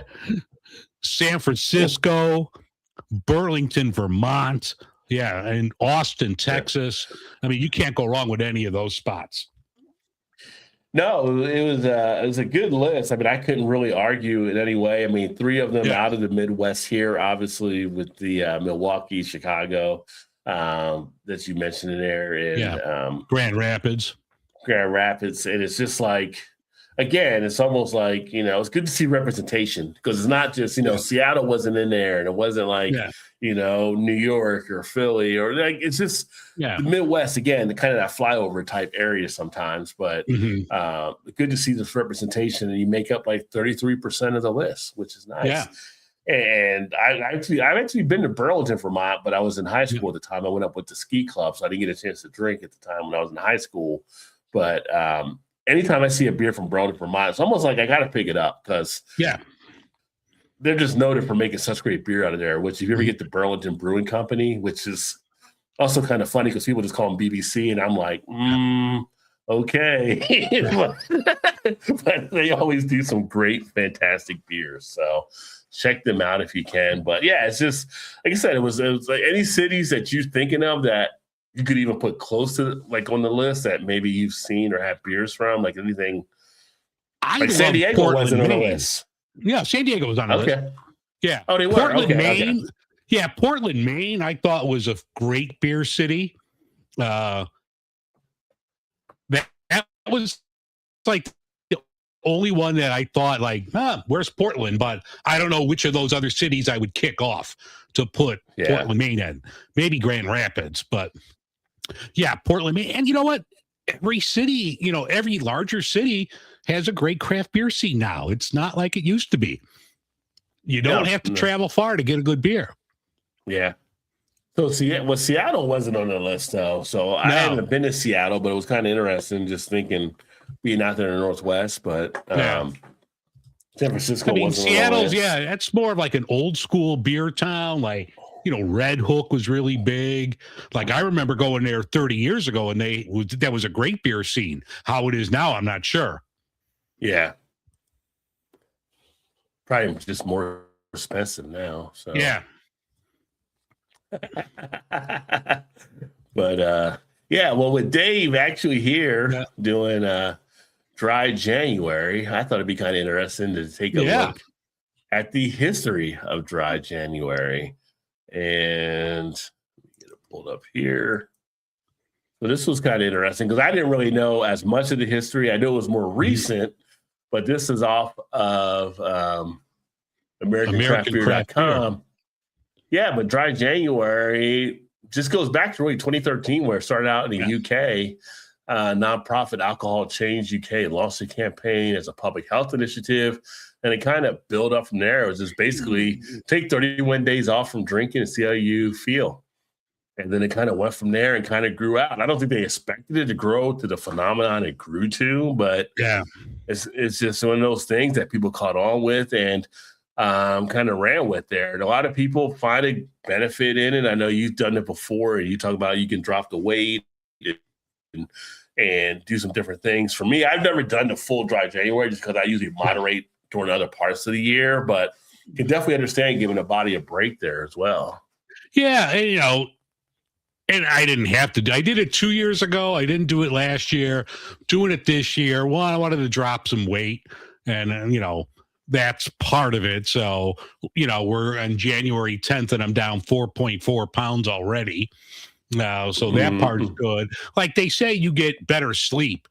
It's just me. My sleep sucks. I slept better when I drank. So Yeah. I don't know. My sleep in the last week has been shot.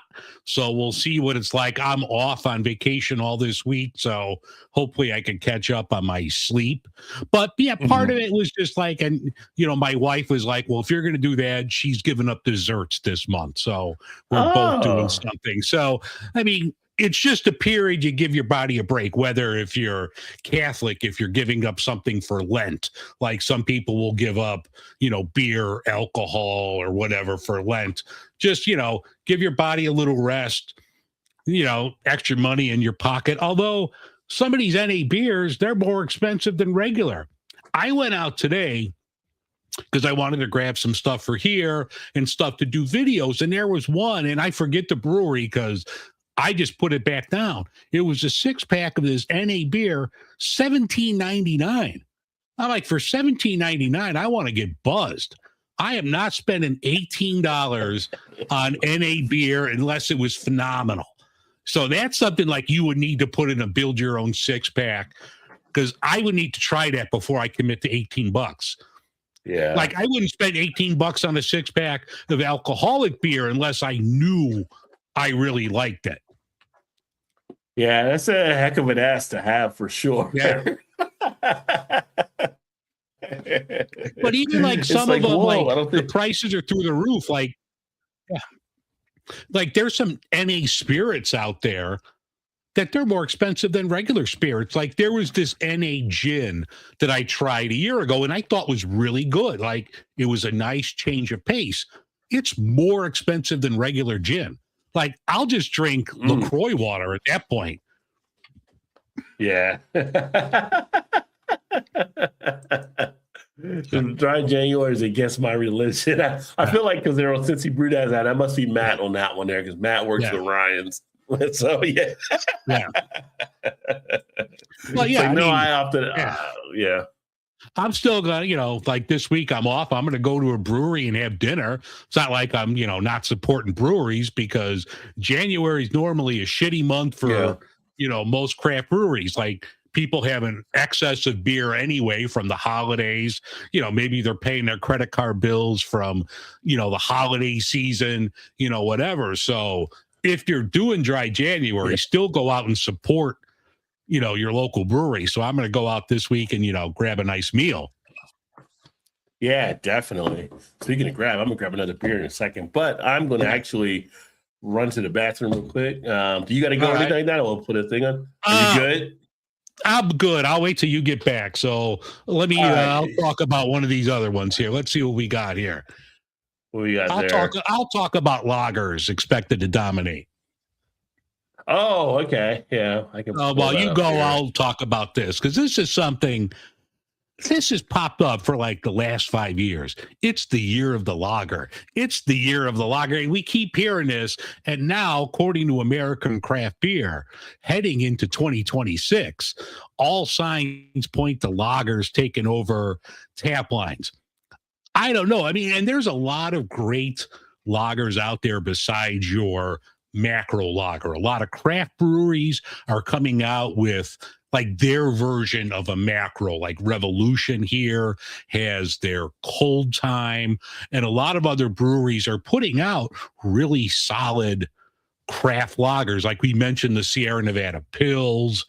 I think it started with like your garage beer and your Montucky cold snacks, that you're getting like a craft, macro lager, if you will. So according to this from American Craft Beer, 2026 is going to be the year of the lager. That's another thing. I'll believe it when I see it. I mean, we all just grab the big beers, whether it's your big IPAs, your big hazies, your barrel-aged stouts. I don't know if we're going to be the year of the lager, but let's hope so. Vienna lagers are great, like an Italian Pils. I love a good lager style, a Helles.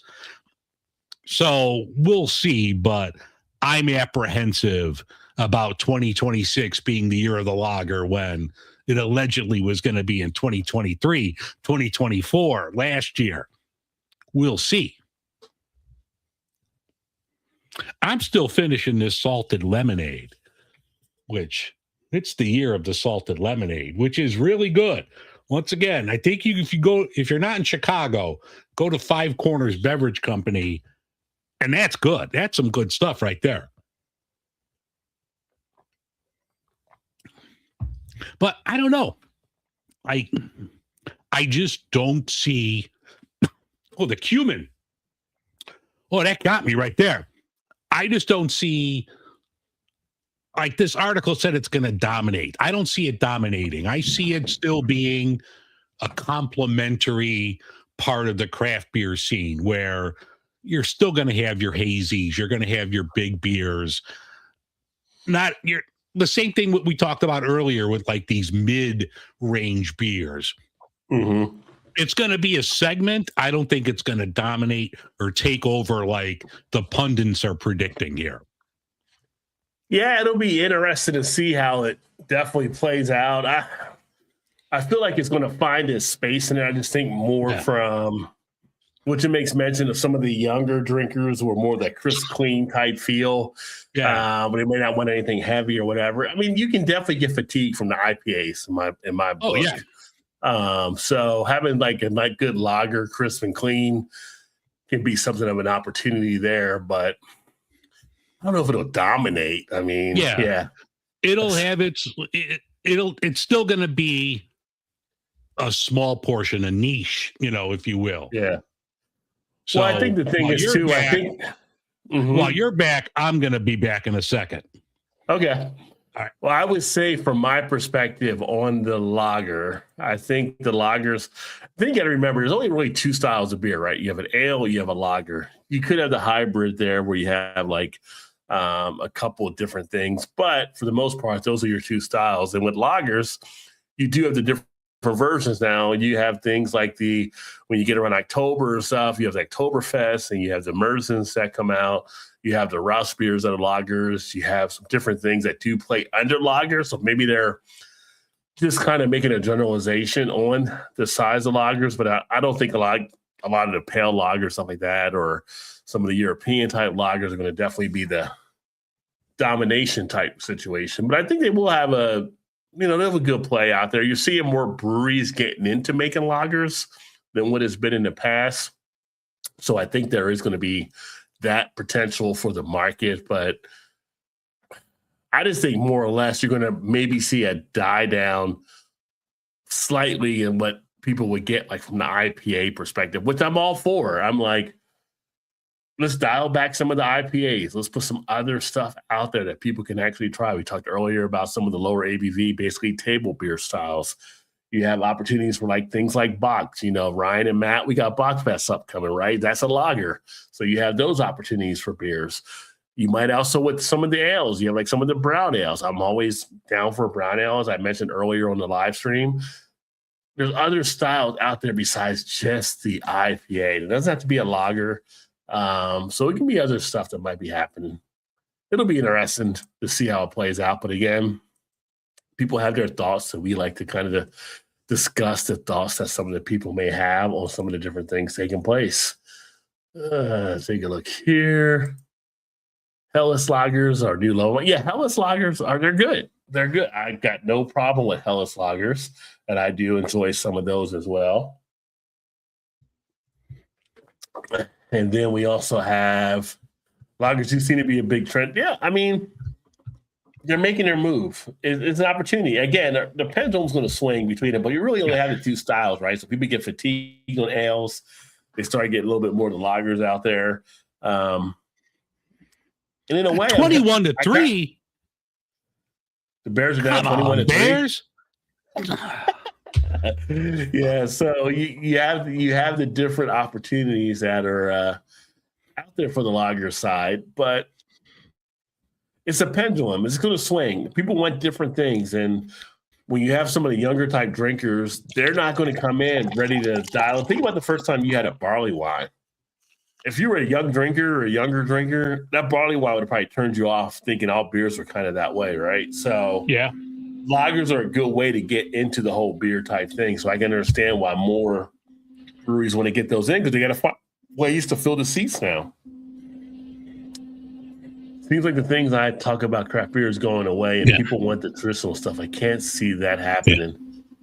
Oh, people were kind of just, they're seeing traditional stuff, so they're thinking about traditional stuff probably. So, are you doing Morse code there or something? No, I'm trying to look to see like who makes this. What I'm having here, I just tried. It's called Mountain Tonic.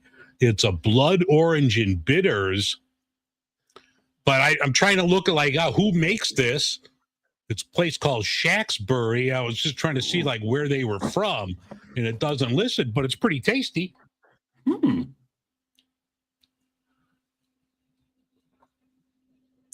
then Ryan said, "Go back." Shut your ass up. I literally say, "Don't poke the bear," but you're poking the bear because he's a Bears fan. Yeah. Oh, I'm sorry. What time's the Bengal game on tomorrow? Shots fired. Yeah. Oh my goodness! Wait, I might have something. I might have something for that actually. Yeah.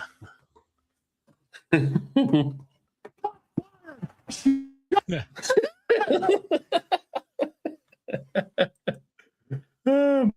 Matt said that, not me. Ryan said. All right.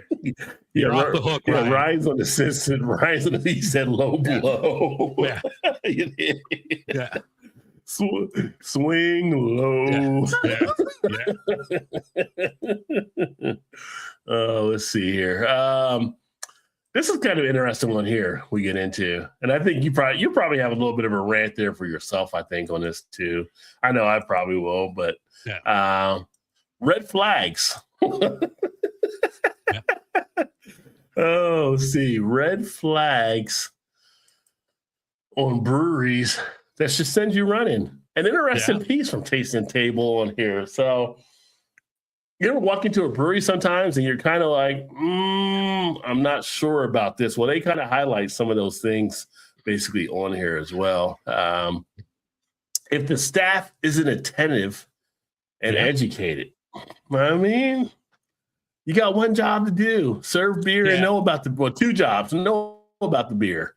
But I put that more on management than I put that on the staff, because management has to make sure their people are up to speed and they're getting the right information. But we talked about Voodoo Brewing earlier. That's kind of like the feel when you walked into Voodoo. When I went to it in downtown Cincinnati, it was kind of like you had to almost search for people to come get your beer order, and they really didn't know much about the beer, which is probably why they're closed now. But if you're going to have a staff, you have to make sure they're educated. They know things about it. It's like if you're going into a brewery, I've been in there numerous times where you'll have someone and you'll ask them a question about the beer, and they're like, well, I don't know. Or they say, well, I don't really drink beer, so I can't even tell you. Which you don't have to drink beer to be a server, but you should know the details about it. Yeah. It's kind of like, do you want me to be here to spend business or not? So thoughts you have on that first one? Definitely educated. If the place is busy and it's hopping, it's like any place, you're not going to have the server right there with you spending your whole time, but they do need to acknowledge that you're there. But definitely, and like, I'll bring up another thing. Like sometimes I don't want to say too educated, but sometimes the staff thinks that they know everything about beer. And I'd sit there and like, son, don't tell me about this. I know more about this than you do. So be general with your knowledge. Don't assume that you know more.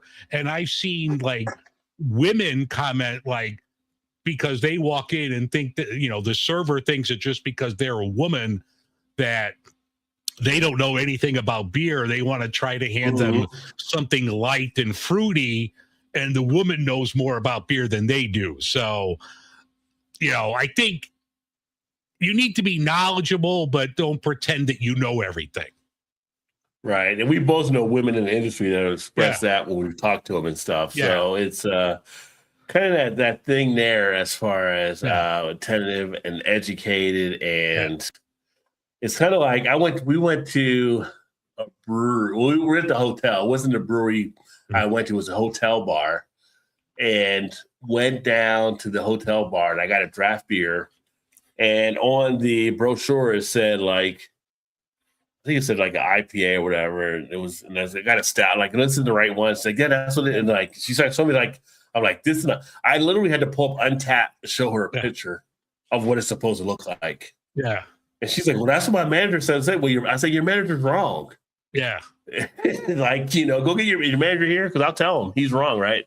And I went to one time, we have a steak place here called Prime 47. And one time I went to order, and it was supposed to be like this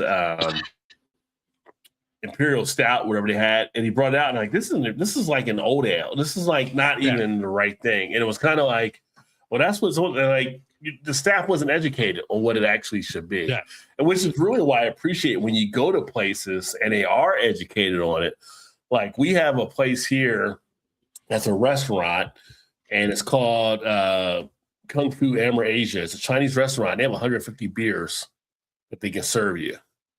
They literally keep a person on each shift that can walk you through the beers. They can tell you anything about the beers for the most part. Like, they have educated people that are trained on certain beers and stuff like that. So it's kind of like, take time to make sure you're crafting out your service people to know what they're actually talking about. I mean, it makes a better experience. And then it's something where I might want to come back again, right? It's like, if you're having a great experience, you'll want to come back. If you have a terrible experience, you don't come back, but you tell everybody else about the terrible experience you actually had. So they don't even want to go now, right? Bad news always travels more than good news. Yeah. So, yeah, you got to be able to make sure you deliver. Ryan said, red flags, lack of proper glassware, menu, tap board, tap list, different beers. Yeah, keeping up to date on stuff for sure. Yeah. No flight glasses or boards. Yeah, well, not every brewery does flights though, Matt. So there's like I can understand from the brewery perspective on some that don't, because they say, well, they don't do it because they don't feel like they give you a full opportunity to find out if that's a beer you like. That's why they don't do a flight, because it's too small to really get into the beer. But at the same point, you're missing opportunities for clients to actually, or customers come in to experiment with what you actually have too. So it's a double-edged sword in that regard. Also, for allergy reasons, the bartenders need to know the ingredients to be. Good point. Very good point. Yeah, they definitely should know that as well. But don't worry. We got more on the list. Yeah. We got more. There's more. We got one towards the bottom that. There's one towards the bottom that we're both going to go off on. If a space is disorganized and messy, I can't say I've been to a lot of breweries where it's disorganized, but I have been to some where it's kind of like not really a full room, so to speak, but there's still tables that haven't been bussed yet or cleaned. It does put a thing. It does put a thing in your mind, like, what's going on here? It's not like a full thing. Now, sometimes people can be understaffed. They might have been swamped. It could have been a shift change, right? It could have been some stuff happening. So you try to give them the benefit of the doubt. But if you're there for a bit and you're noticing those type of things, and it's just like, what is going on? Or if you're at a place and like it's a brewery with food and you're eating it, and a person comes there to the table next to you, like the busboy, you don't want the busboy slopping shit around while you're trying to eat, right? There's a way you kind of get stuff off the dishes, not just there throwing in the bucket, like might be splashing some stuff too, right? So there's some different things along those lines as well. The disorganized, I mean, you never know if it's a new person that's just kind of getting their feel about stuff. I can give a little bit more of a gray area in that one, but the messy is definitely bad in my book. Yeah. I mean, walking to a brewery, you see dirty tables, knowing how sanitation plays into brewing. If you see messy tables, it makes you think about how sanitation is in the back. Yeah. Exactly. Yeah. Thoughts you have on that one? No, I agree with that. I definitely agree. I mean, clean it up. I mean, just clean it up. It's not that hard. Clean it up. You know, even if you're short staff, you know, the person behind the bar could be like, I'll be right with you. I have to clean this table. And no one's going to really argue with. They're like, oh, okay. If I'm sitting there and the bartender tells me I'll be right back in a second, I got to take care of this table. You're like, okay. The person's Yes. doing their job. They're being conscientious. I get that. I'm cool with that. Yeah, I mean, how many times has that actually happened? And you're like, okay, that's fine. You've been acknowledged, and it's like, no, let's get this out the way, and we'll get you all settled. Okay, that's cool. Just but that acknowledgement part. Some places just they'll do that. Yeah. Or you walk into a place and it's like, just sit where you want. Like, kind of like, okay. I mean, depending on the scenario, if it's after a ball game, it's like that, everything in is packed. Okay, that makes sense and stuff. But it's kind of like, there's kind of a warm feel that should come in. Again, I tell breweries when I talk to them, you're in the hospitality business. Yeah. You got to be hospitable at some point. If you're trying to win people over, every little thing you do matters. Yeah. Or even if like the server says, you know what, I got to take care of these tables. Is there something I can get you before I go? Then you're thinking, all right, this person acknowledges me, acknowledges that I'm here. They got to take off for a few minutes, but at least they ask me, hey, do I need anything? That way you can't get pissed if they don't come back for 5 minutes. Right. Yeah. Rise, I think breweries would be better served doing deals on flights than on pints, allows people to sample things they might not otherwise and find new favorites. That could be a thing. I know from talking to some of the breweries I've talked to, the thing you have with the flights, another reason why some breweries don't like to do them is not if their profit margin doesn't help them as much on the profit margin doing the flight. So I think that you're dealing with the skinny line anyway for them to earn and to build, income off of it. So I think that kind of can play into it. But yeah, I agree. Like being able to do stuff like that on the sampling things would be good. I would say, a lot of breweries, they could just do something, have ticketed events for stuff where they can get a sampling and do flights that way and allow people to try a lot of routine things. And you can uptick the cost of coming to that event. So you come to an event, you pay $25 and you get a flight of 7 different beers or whatever to try to learn your palate and stuff, rather than having to fickle through and try to figure out the stuff yourself. It could be a good opportunity. If there are too many tap lines, this one I'm kind of on. It's kind of like too many tap lines. They talk about here, if they have too many, it might be hard to maintain them all, and you could have issues with some of the other taps having bad beer. I know breweries that have 20-something, 25 taps, never had an issue with. I think you can maintain in this stuff, but that doesn't really off-put me as much as a red flag. Now, if I get a bad beer out of one of the taps and everything, then it's kind of like, okay, well, that could change the perspective. But I think just because they have a bunch of tap lines, you look at something like a Yard House. A Yard House will have 140 beers, and they run good tap lines. Everything I've known about them and over the years that what they do, don't have an issue usually. So I think that was a little bit more out there for me. Yeah, I mean, especially if the place is busy. If it's like a place that's dead, you're wondering, like, how old are some of these beers? But, if the place is hopping like a Yard House or something like that, and they have good turnover, I mean, it just shows, especially if we're talking about breweries like this article is, that just means the brewery's successful, that they could have 25 different beers on tap, and they must be doing something right. So that doesn't affect me that much. Yeah, because I think here at Matt Ryan, you might know a little bit more closer as well, but I think like say Mad Tree, they have like 20 tap lines probably. Rheingeist has probably about 15 or so. Last time I've been to Rheingeist, it's been a while. Sam Adams does about 12 to 15 or so. I've never had an issue with any of those places, any of the beers and stuff like that and everything. Now it becomes a point of what do you consider to be too many tap lines, right? But I think they can still maintain a good amount. I mean, so I don't think that should be an off-putting thing in itself. No. And Matt says, I guess I didn't realize the margin was skinnier on flights. I agree with Ryan. Sometimes you don't want to risk a pint on a beer style you may not like with the flight.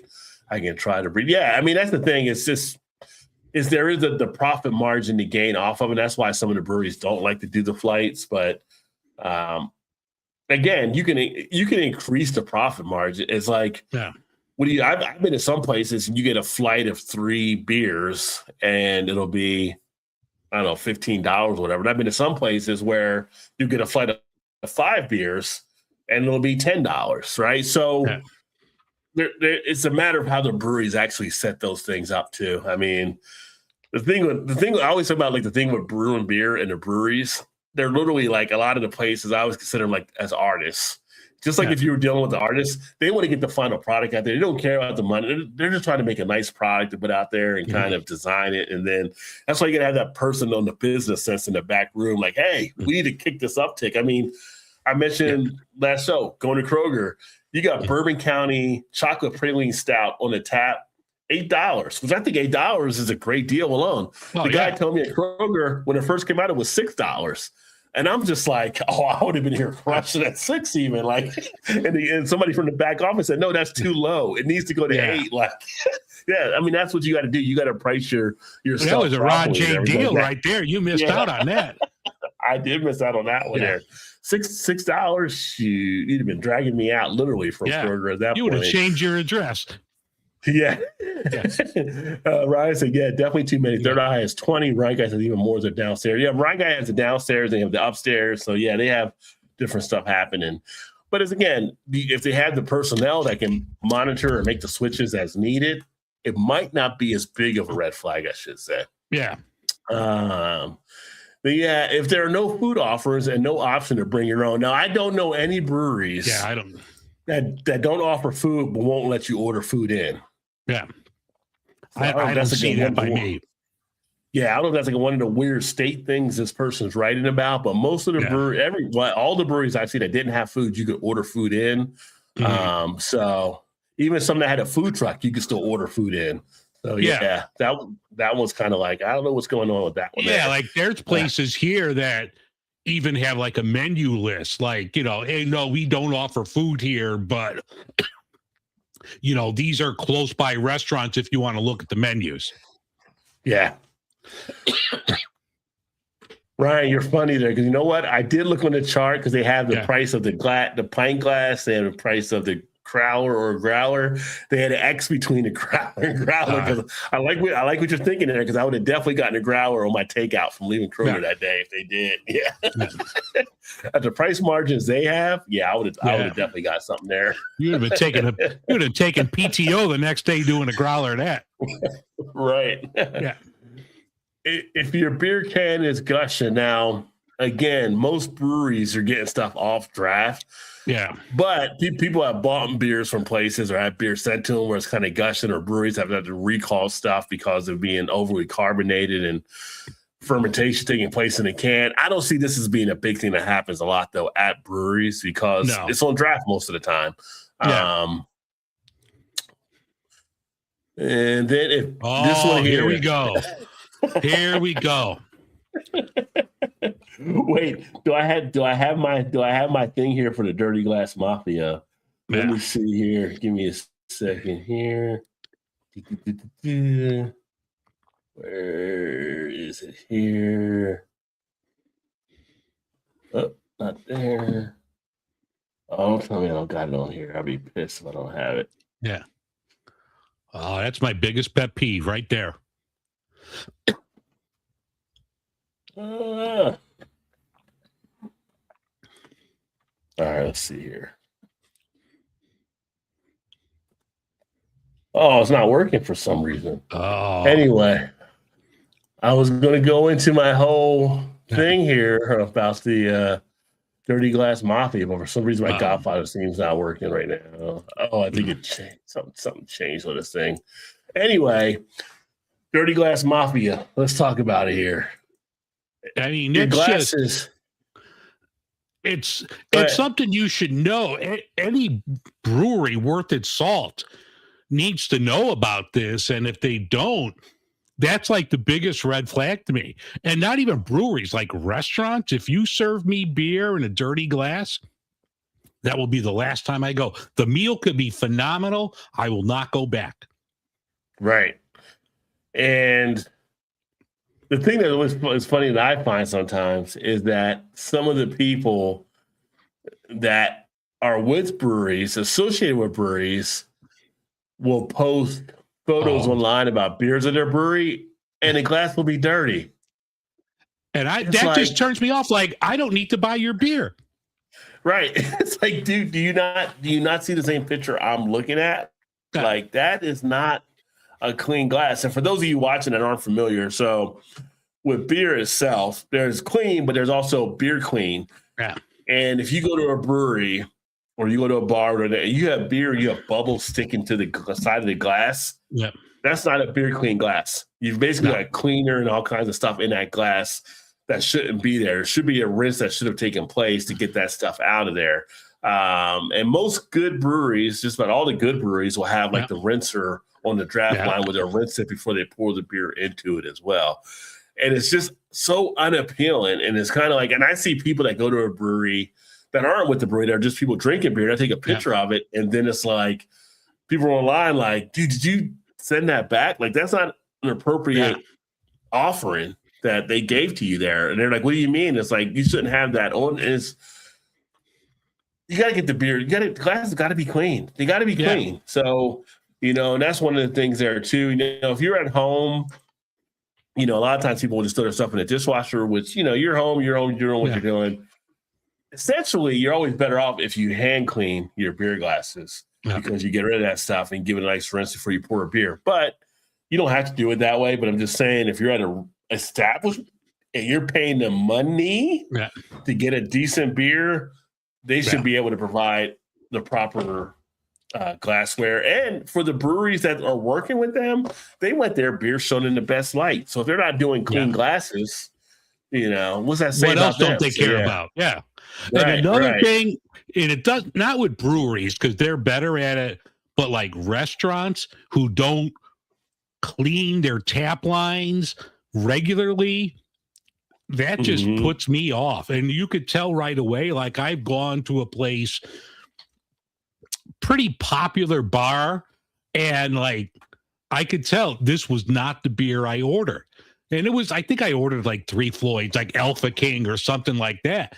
And I'm like, this isn't Alpha King. I said, it's Alpha King out of a dirty tap line. And then like the servers like looking at me like I'm the jagoff. Like, this is not the beer I ordered. You know, I'll just go with water at this point. Yeah. Yeah. If you're not getting beer clean glasses, definitely walk away for sure. Yeah. It's funny. We talked about Sycamore earlier on some of their stuff, but the beer names are offensive. You do have some parts of the population that are not going to want to partake in your beer. I mean, there was one of the guys in another chat that I'm on online talking about beer earlier, and one of the beers that were released was called Wet Beaver. And there was a reference made into it as well. And it's just like, and he's like, well, that's the only beer they actually have here. Like, I wonder why. They probably can't get any other beers, so everybody's probably kind of offended by what they do have there. We talked about like some of the labeling on the Sycamore stuff earlier. Yeah. This stuff does come into play. You know, what's the one? We talked about Flying Dog earlier, Raging Bitch they have. Well, Pearl Necklace they have, which is the oyster stout. Yeah. But it's kind of like there are some, I mean, they don't really get to me as much on a lot of the stuff, but it's kind of like, I think of the one that Against the Grain had down there in Louisville. I can never get into getting it because it was like a guy taking a dump on the can label. And it was just like, I forgot what the name of the beer is, but it was always a put off. I never ended up trying that beer because it was just a put off to me. So that stuff does come into play. Yeah. Let me see here. And what was the other one? And so that was the last one there, but the offensive stuff that comes into play. But absolutely, am I getting feedback from my side or? No, I'm not getting anything. Okay, I think I heard the thing there. I'm gonna grab another. I'm gonna grab one more. So hold on 1 second. Okay. I am actually going to get into the West Six Bourbon Barrel Christmas Ale. So this is one I picked up at one of our local spots here.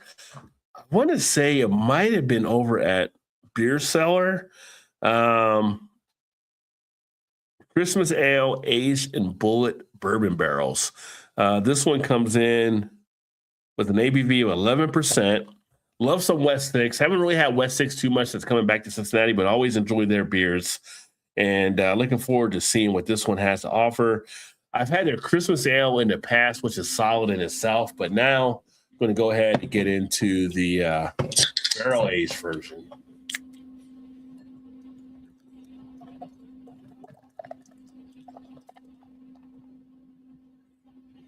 West Six. Like anything with West, you got to say it like Ice Cube nowadays. Yeah. It just feels right. There we go. Well, it's a Christmas ale. It's dark. It's Christmassy. Tan head. Ooh, it's like a little ginger note there. This is a spice kick. Definitely get the bourbon coming out. West Six is just a banger of a brewery. A little bit of a kind of like a little bit, maybe a cinnamon, nutmeg. Okay. Definitely got the spices going.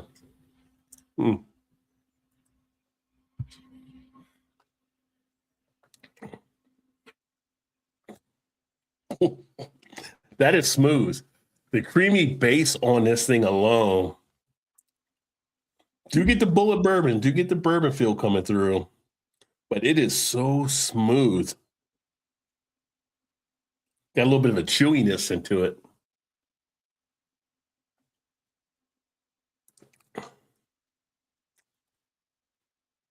Yeah, that's Christmas in a glass for sure. La la la la la la la. Yeah. Yeah, that is a little bit of an after appeal of the chocolate. The chocolate, but it's got like a, you don't really get caramel, but you get that caramel slickness with it in the base. Okay. Yeah, so it's got like a little bit of a layer appeal. I like that. As Dumb and Dumber would say, I like it. I like it a lot. Yep. And what did you end up getting there? I grabbed Sierra Nevada, their Trail Pass Golden. Decent. Oh, okay. Decent. It's That's the last another of one. my mix pack. I grabbed a mix pack of theirs, their NA stuff. So a decent beer. So it's like part of their like a golden ale is based off of probably. Yeah. I mean, Yeah. of all of theirs, they had a Bruveza, which is like it's not a Mexican lager, but it's like an ale with lime. I thought that was decent. And their IPA, like the hazy, I think I did it on a couple weeks ago here, and it was just dank. Yeah.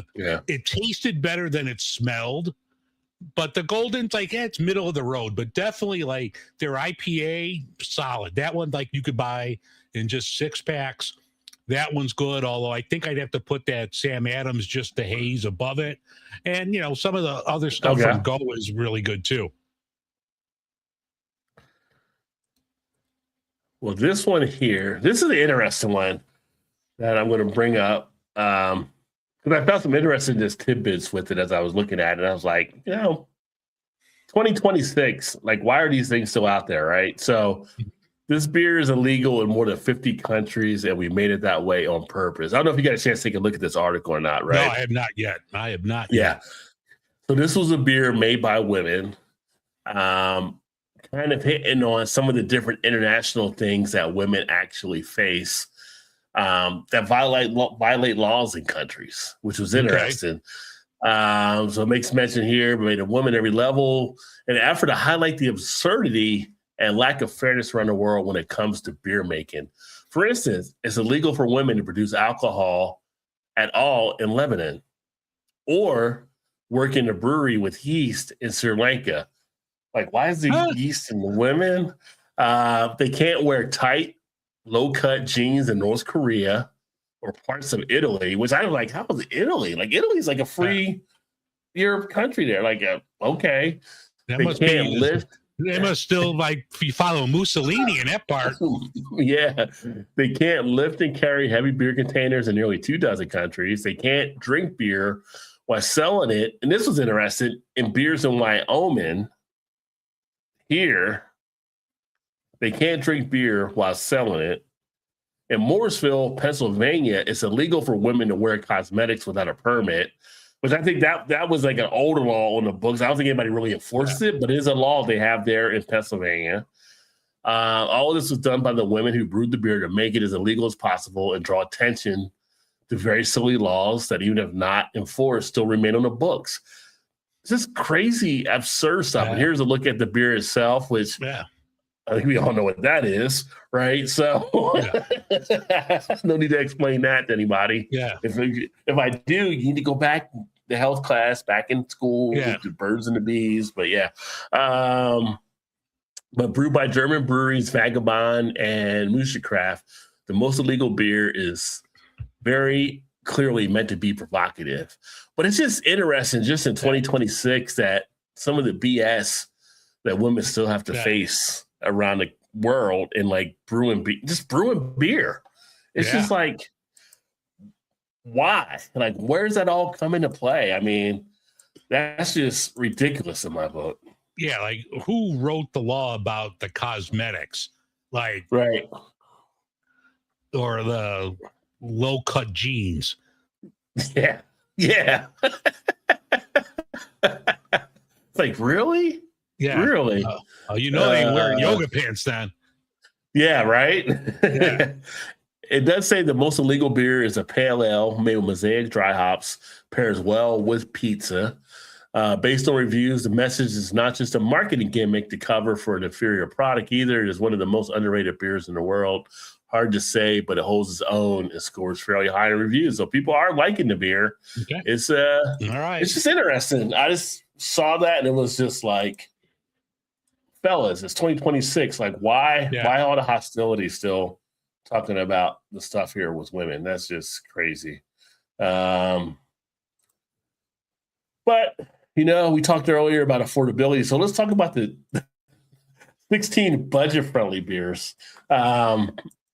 See if there's anything we want to change on that. But interesting. People always trying to save a buck, right? So 16 budget-friendly brews to stock your fridge. Do you have like a cheap beer you like to just pick up just to have around? Like High Life tops the list. I don't mind High Life. PBR, I don't mind it. Like, I think if I had to pick out of the list here, like some of these I don't think are cheap. Like Sierra Nevada's Hazy Little thing, I don't consider that like a cheaper beer, but like Yingling I thought was solid. Modelo, like Modelo's fantastic. I like Modelo. I would drink that, or what's the not Tecate,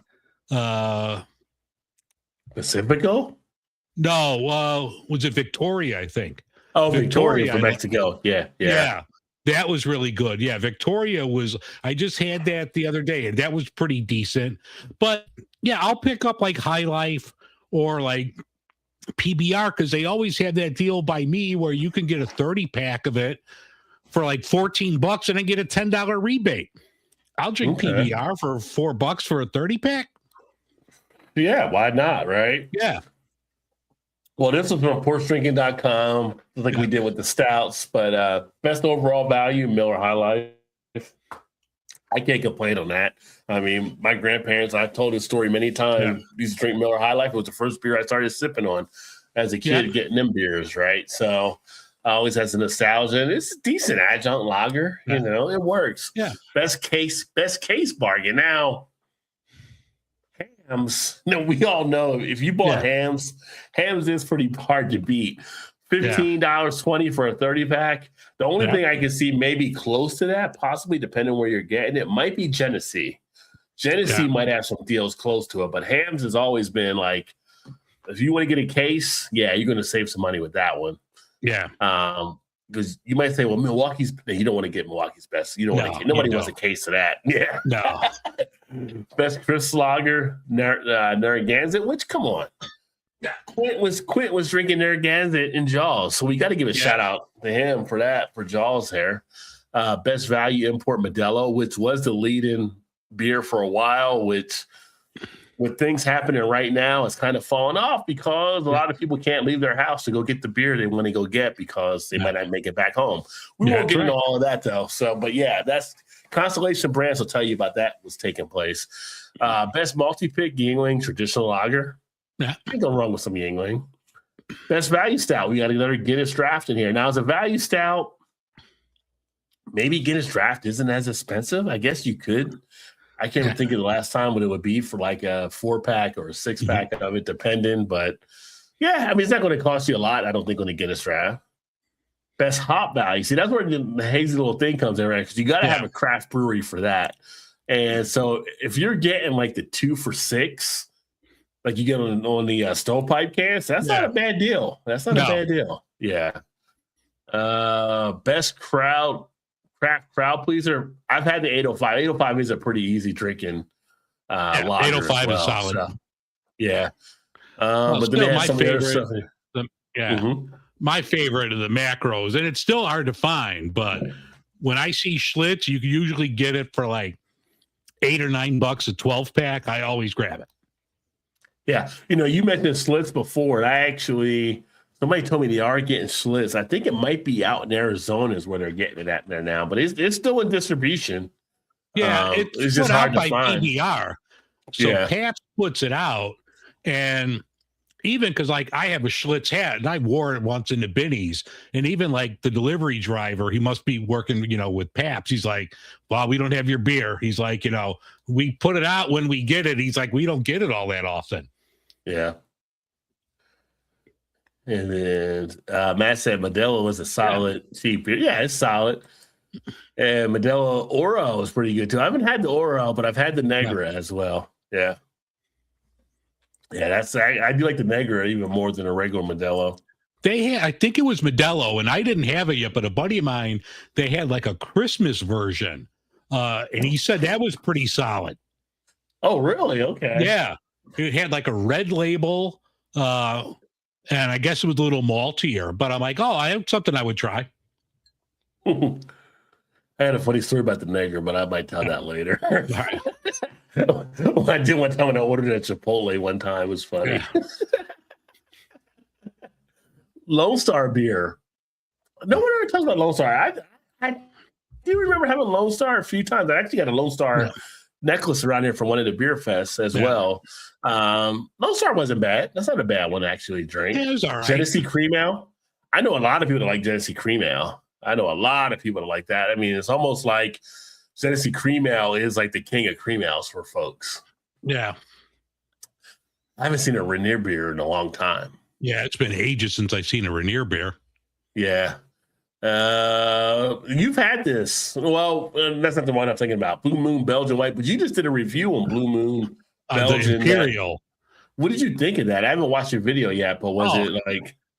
I think it was Cincy Brewdads that mentioned it. And if I'm wrong, I apologize. But somebody mentioned it on one of these. And I'm like, all right, I saw it in the stovepipe. It's just something like that style does not need to be Imperial. It just tasted like a boozy Blue Moon. Didn't do anything for me. I didn't dump it. I didn't, throw the rest of it out. Yeah. But it just, there's better beers out there. I think a Belgian White needs to be lower in alcohol. So didn't do much for me. Okay. And then we did this again. It's fat. Let's see. Here's the thing. Fat Tire is not the same Fat Tire it was before. So I feel like it's getting a falsehood about that right now. The old Fat Tire, that was a go-to for a lot of folks. The new Fat Tire, not as much as it goes now. Yeah. I have not bought that since when they came out with the revamped, they did the repackaging and the new recipe. And I'm like, this is not good. Yeah. Haven't bought it since. Now, I have not done Busch Light, but I've actually had people tell me they do like Busch Light. So that's kind of interesting. So I may have to do a review on that one to check it out. But that's on there as well. Find that. Are you going to commit to a 6-pack of that? No, we can. I think we can get some of those in like the Tall Boys, I believe. Okay. I'll have to check when I'm at Kroger. Yeah, I'll have to look. Yeah. But a lot of like the Busch Apple as well. I've never done that, but people tell me that's actually pretty decent. So, and they got a peach too. I think they have a Busch Light peach. Yeah, I don't know. Sometimes they put those in our Kroger Make Your Own 6-pack. I feel like that's so undervalued to take up a spot in the 6-pack, but it's almost like, how is she going to get it, right? You know, I'm not going to buy a whole 6-pack of it, so you might have to pay up for it. Yeah. And Shiner Bock's always been pretty good in my book. I mean, I feel like it's always a nice, easy drinking beer to sit back and enjoy. So. Yeah, that never did much for me. I mean, it wasn't horrible. It just wouldn't be the first thing I would grab, or nothing I've ever said, oh, I have a taste for a Shiner Bock. Yeah. I don't know why they have it as an international dark lager, though. That has me questioning at portsdrinking.com. Yeah. One, it's done here in the States. Two, it's a Bock. So, yeah, Ports Drinking. I don't know where you're going at with that one. But what counts as a cheap beer today? Widely available in grocery stores. Well, that's a state if you have grocery stores and Walmart and big box. Usually under $1 per 12 ounce if you buy larger packs, or in the value tier of 6-packs and 12 packs compared to craft options. So that's how they have the criteria for it. Yeah. So interesting. Again, always fun to take a look at some of these lists as people come out with them during the course of the beginning of the year. You know, you're doing a dry January, which makes this kind of time because not everybody's doing a dry January, right? But you may be trying to find other things you can do to moderate as well, which I'm not happy about this guy to his belly on here as well. And there's never been a beer belly thing. Like, it's just you drink more so you eat more. But doctors will tell you there's no such thing as a beer belly. But anyway, that dude, glad he didn't show his headshot because that dude would be like, dude, really? Was that you? But 7 beer belly hacks that don't require dry January. And this is something I've thought about more recently that has started to hit a little bit. Drink earlier in the evening. They recommend you want to get at least 3 hours between your last beer and the time it is to go to bed. I do a lot of the beer reviews at night because we work during the day. All of us kind of work during the day, right? So I do the reviews, and it's kind of like the next one I do feel a little bit there, but I've been trying to space it out a little bit more. But as far as a health hack, if you can actually plan it where you're getting that 3-hour distance in between you, supposedly that'll help you out there as well, too. So just something to keep in mind. Alternate each beer with water, which I've always heard that's a good idea. And I do have water here, but actually I've not drank it tonight. So I kind of failed that part. But anyway, alternate between them is a good thing. High protein meal before drinking. Actually, I'm going to eat after this. So yeah, I missed that part too. But it's the weekend, so I'm okay. But but eating a high protein meal before you drink it. Obviously, we go to the different beer stuff. You want to make sure you have some food in your belly because that does help to soak up the alcohol. We all kind of know that out there. Choose low calorie, low carb beers. We know about that as well.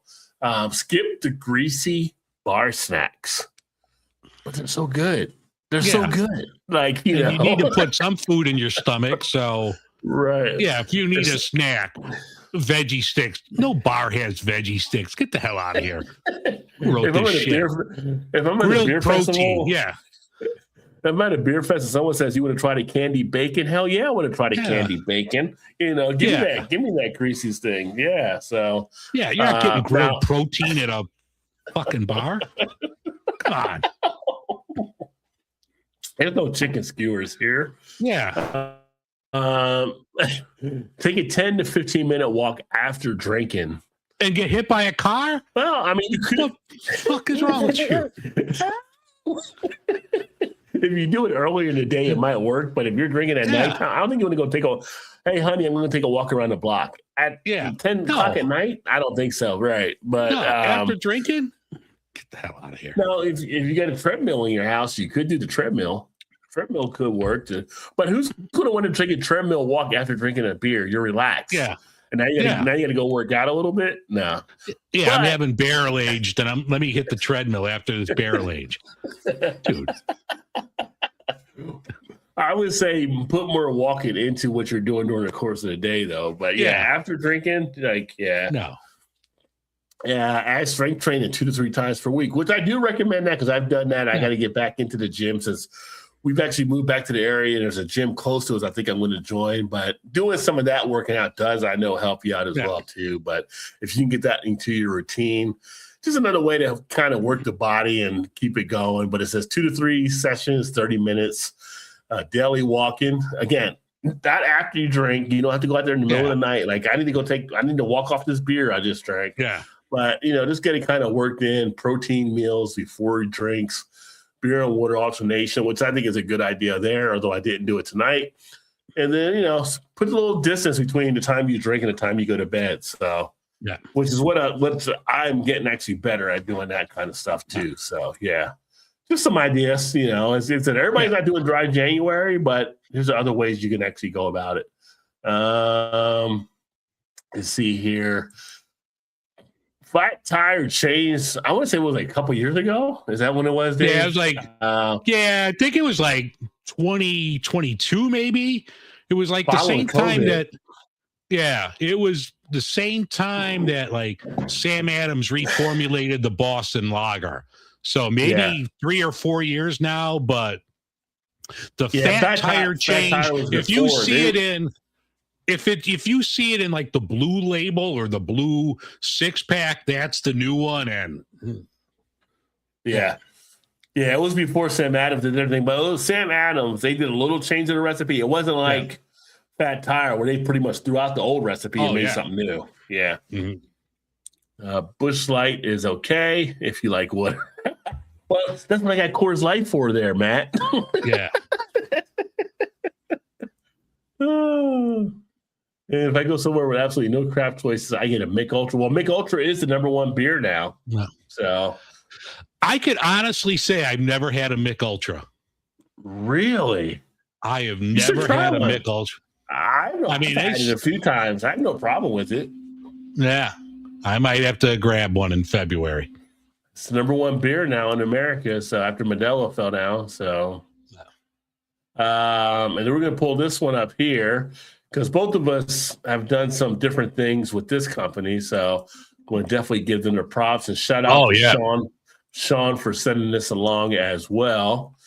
And you can actually see this. And this is why you should follow the Rod J Beer Ventures blog, because this stuff is other stuff out there that you won't see on YouTube if you follow the blog and the website. So Firestone Walker, 30 years of shaping the landscape. They're in their 30-year anniversary this year. So, wait a minute. I got a thing for that too. Well, my thing isn't working, but applause to them. So shout out to Firestone Walker for 30 years in the biz and providing some great beers, shaping the landscape of American craft beer. If you go out to this Rod J Beer Venture site, there's actually a video you can link to here that takes you into it, which I could actually play that here in a second, but they're recognizing, the stuff they've done over the 30 years. The DBA was their first beer. That was the first one they launched back in the day. And then they kind of went from that point building out. They're bringing back a variety pack. So they have the Easy Jack, which was like their, I think, first like IPA type offering. Yeah, it was like a session. Yeah, and they're bringing back the IPA mix pack, which has the Union Jack, which we both have had, of course, the IPA, the Easy Jack, and then this one here as well, which as I look at my screen, let me go back up here to see, because it has all of them mentioned here. I can find it. Yeah. Union Jack Firestone IPA, the limited edition double IPA. So that's what called Diesel Thunder. Diesel Thunder.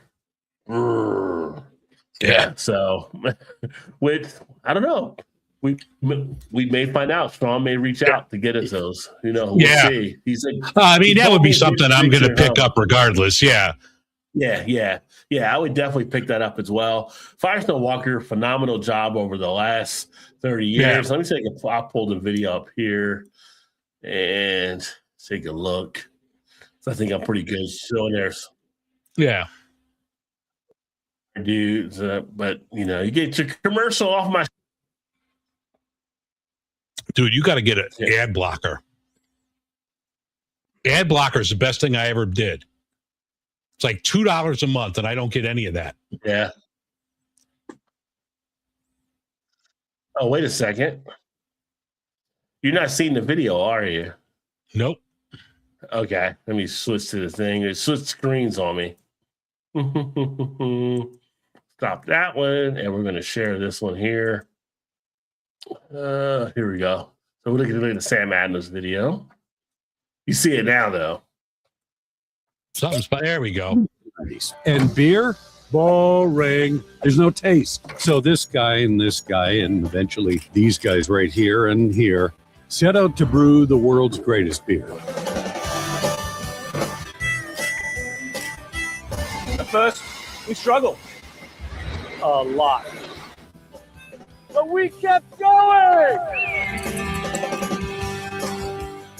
Over the years, they defined craft beer, built on hard work, family, and grit. It's what still drives them to this day. So chase that dream, show up, mess up, but always pour it all in. Here's to 30 years of blood, sweat, and beers. But mostly beers. Firestone Walker. Beer before glory. All right.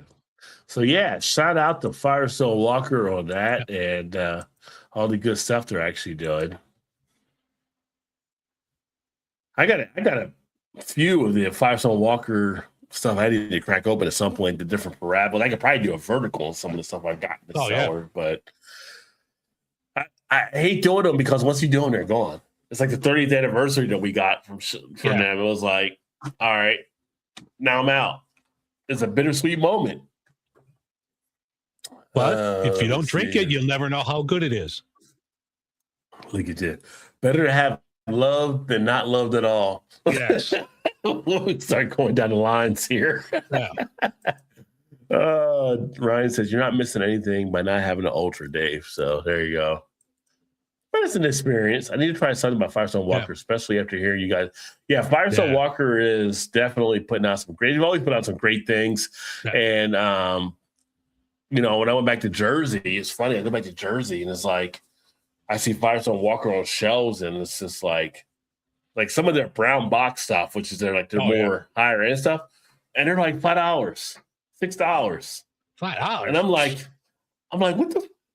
That's like you're doing 50% off. I'm like, well, let's see, we got 5 here. Well, 5 are going home with me. Like, just scoop them all up, But that's just a funny thing. Like, knowing where beer is at certain spots is just like, people just don't realize it. They're like, oh, we got to sell it off, so we're going to cut it 50%. Really? Because all right, this could have lasted for years, but I'll go ahead and buy it now for me.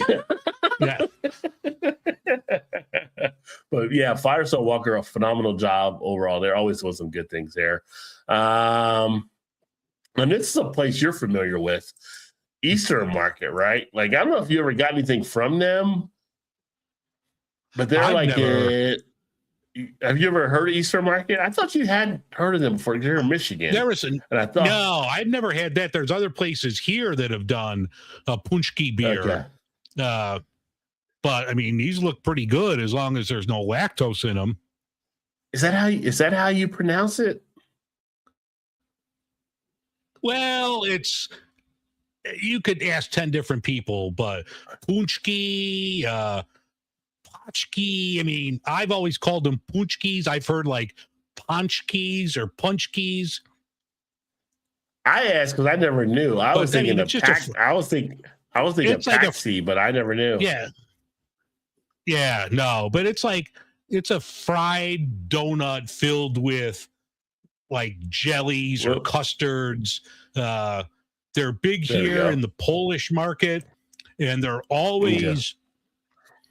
huge here in Chicago, like on Fat Tuesday. So people will load up on like a good bakery that sells them. You'll get like a dozen of these, and you're good to go, or you bring some into work, and they're always solid. But like Fat Tuesday is the big day here in Chicago because we have a big Polish community here. See, I didn't even realize it was the Polish community as much because I always think of it being tied to New Orleans and Mardi Gras because that's when they used to come out with the Paxi stuff. Mhm. So that's what kind of throws me off there. But yeah, well, if that works, it works. But Yeah. they actually on Thursday opened up pre-orders, which apparently the lemon blueberry sour and the maple coffee pastry already sold out. Which anything with maple in it, I would I'm all over that one for sure. Like that lemon but they blueberry sour sounds phenomenal. Yeah, it's a great looking lineup on what they have here. The orange creamsicle. Yeah. You know, we have a one of the breweries here, Mad Tree, does a dreamsicle, and I'm like, it's like an orange creamsicle. So yeah, I'd be all over that one for sure. But that's coming out. So if you get a chance, if you're up in that area, you better reach out quick because apparently they're selling them out when this new release taking place before Mardi Gras takes place. But cherry cheesecake imperial. Ooh, doggy. Yeah, load that baby up. Yep. So many different good beers that are out there. Just no time to enjoy all the stuff coming out. I got two beer fridges in my office, folks. Two.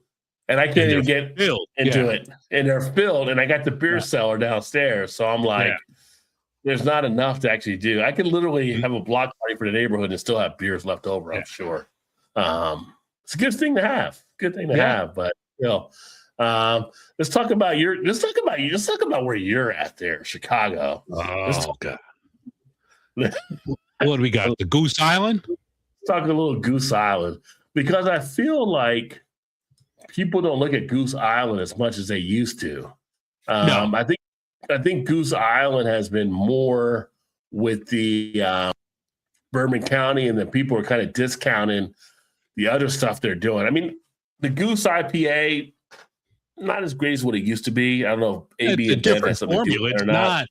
It's not the same IPA as it was. Like when it first came out, it was more of like the traditional English style IPA. Right. And then like, you know, they transformed it into like an American West Coast. And it's okay. It's one of those things like after when they AB bought them out, like you could get it anywhere. I actually had a Goose Island IPA in Milan, Italy, of all places. I'm like, all right, well, I'm here. I might as well grab it, you know, because they had nothing else. But I'm in Milan, Italy at a restaurant, and they're like, all right, I guess I'll have the Goose Island. That's so funny you have that there. It's like being in Korea order nachos, but Well, so we were going to this one restaurant, and we walked from our hotel, and the restaurant, the line was like around the corner, and we're both hungry. I'm like, I can't wait in this line. I'm starving. So Ruby was like, on the way here, we walked by this Mexican restaurant. I'm like, we're in Italy and we're going to go to I'm like, all right, I'm hungry. I can eat. So we went to this Mexican restaurant in Milan, and, you know, Ruby, you know, who's Mexican American. So, you know, they were looking at us like we were savages because we got tacos. You eat a taco with your hands. Well, these people are cultured. They were eating tacos with like a knife and fork. I'm like, it's a taco. How do you do that? How do you do that with a knife and fork? I mean, so we're just eating a taco, and I had a Goose Island IPA with a taco in Italy. I don't know how you do it with a knife and fork on that. Yeah, I mean, it's kind of like, I forgot what politician it was. I went to New York and dude from the Daily Show, I can't remember his name now. He was making fun of him. He was doing a knife and fork, eating a slice of pizza. Yeah. You pick it up, you fold it, you put it in your mouth. So I'm like, I don't know, knife and fork with a taco seems so wrong. Yeah, remember, I mean, this is really aging us, but like, I remember way back in the 70s, like Jimmy Carter didn't know how to eat a tamale. And I think he was trying to eat like the corn husk. And like, oh, dude, that's not going to sit well. Yeah. That's not the fiber. That's not the fiber you want, son. Yeah. See, Check here real quick. Ryan said, I always say Patch Keys. Talking about the name. Matt, I want to come over and help you with the oversight. Yeah. I mean, literally, you could come over. We could do some stuff out here about some of the beers I have. Trust me, I have a good amount of beer to be like a patio type thing or something. You guys do the porch site. You guys do the porch beer reviews. I'll do the patio beer reviews. So y'all ever want to come up, let me know. I'm only around the corner from where Nine Giant was. But going back to the Goose Island, they get tropical with new beer release. So they get the Bear Hug series coming out, 9.9 across the board on the ABV. Now, I will tell you, I've had the Beer Hug. I had it when I was down in, I think, Florida a year or two ago. I didn't think it was that bad. I actually enjoyed it. So I'm kind of like intrigued by it. But I'm like, they are going the way of the Voodoo Ranger or the little thing, Hazy or whatever. Like, I can see them diving into this line and putting some stuff out. I don't know if you've had any of the Beer Hugs or what your thoughts are. I had the tropical, and I had I think the regular one, and it was too boozy. It didn't need to be that boozy, but I get it. You want to spend $2.50 or $3, get a 10% beer. It's 19 ounces, so you're one and done. Yeah, they were okay, but it wasn't nothing like you could have more than one of those. Yeah, I like how you say 19.2, you're one and done. I thought we knew each other, Dave. I thought we knew each other. Apparently, you haven't seen me go to work. Well, I could do more than that if it was a good beer. Yeah, well, true. I'm not committing to two of those. One's enough of that. Yeah.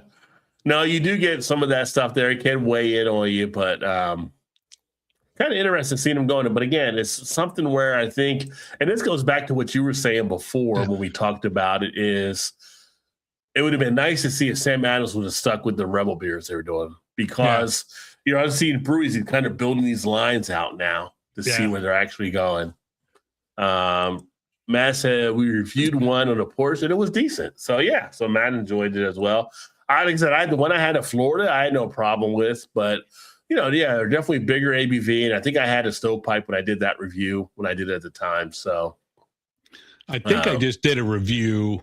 I didn't post it yet on, let me see, which one was it? The tropical. So I'll post that next. I'll post that tomorrow. But it was one of those things. Thank you to TSA, because these people don't know you can't bring, more than 3 ounces. That's the people that try to bring beer through and didn't realize. No, this was somebody else. So one of my coworkers, she was like, she had her arms full of shit. And I'm like, you got beer in your hand, girl. Oh, that's beer? Oh, I didn't know. Do you want one? Yes, I do. I'll take that. I want one. Shit. Yeah. I said, I'll take one. You could keep the rest. I'll throw this in my locker and bring that home. I don't have to go through TSA going home. I take the train. I take public transportation. I'll take that from you. So you're saying TSA has some perks with the job? Yeah. Especially me working right next to them. Yeah. It's like, whoa. Let me talk to you, young lady. Yeah. That's funny. You don't want to throw that out. Yeah. Oh, let me see here. So you mentioned it, kind of hit on it earlier as we're going to head into it, but Great Lakes. Yes. Great Lakes says Irish themed party. Now, the party is actually taking place next Friday, January 16th. So you have to be up in the Cleveland area for that. But they will be having their Conway's Irish Ale, which I've had, and the Irish Stout, which I've had. But they're releasing the new Irish Lager, which I have not had. So that'll be exclusive to the party pack, they're saying. But with Great Lakes, I feel like at some point this should roll out in distribution. Yeah. But they're going to be adding to the Irish line there. The Irish Ale is, I've always been one of my favorite ales to actually sit and enjoy. And the Irish Stout, dry Irish Stout, I would put that there in that Guinness type category. Okay. Good beer. The Irish Lager, I'm interested to see what that'll actually do. It says brewed with lemon drop and Mount Hood hops. 5% I love alcohol. lemon drop hops. Lemon drop hops you don't get a lot of, but lemon drop hops I really love them. So I might have to, if they don't distribute that by me, I might need a mail delivery from you on that one. Brother. Yeah. Yeah. Yeah. So Irish inspired food specials will be available. They're going to be doing the Conway's Irish Ale with corned beef and cabbage, redskin potatoes. Reuben, the first time I had a Reuben was actually last year. I've never had a Reuben until last year. What? And I was impressed. I don't know, something about the corned beef. It was just like it didn't. I don't know. It never just sat right with me. I didn't know what corned beef really was.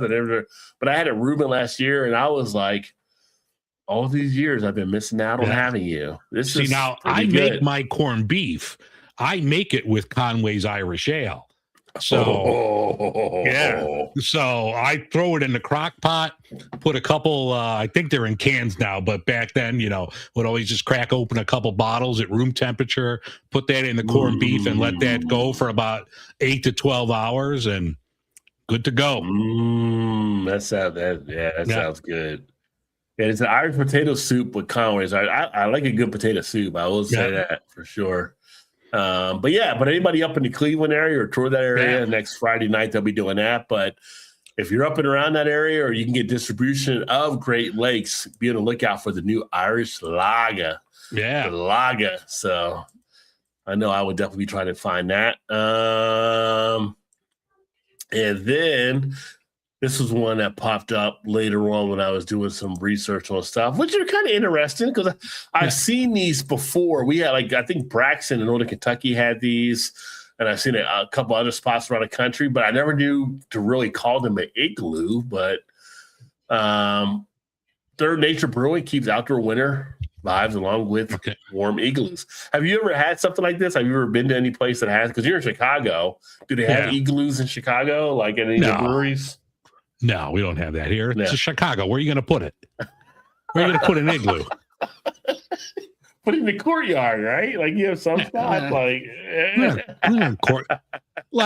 there were places during COVID that had little things like that for like you to eat outside, like during the winter of 2020. But where the hell are you going to put an igloo? Yeah. It's funny because me growing up in Jersey and you being Italian, when you said that, it just gave me a flat. It made me think of like Goodfellas around there. Like it was kind of like, where you gonna put that? Where you gonna put an igloo? It brought me back to the Jersey accent from growing up with my friends that were Italian. What you gonna put it in the alley? Where the fuck are you gonna put an igloo in here?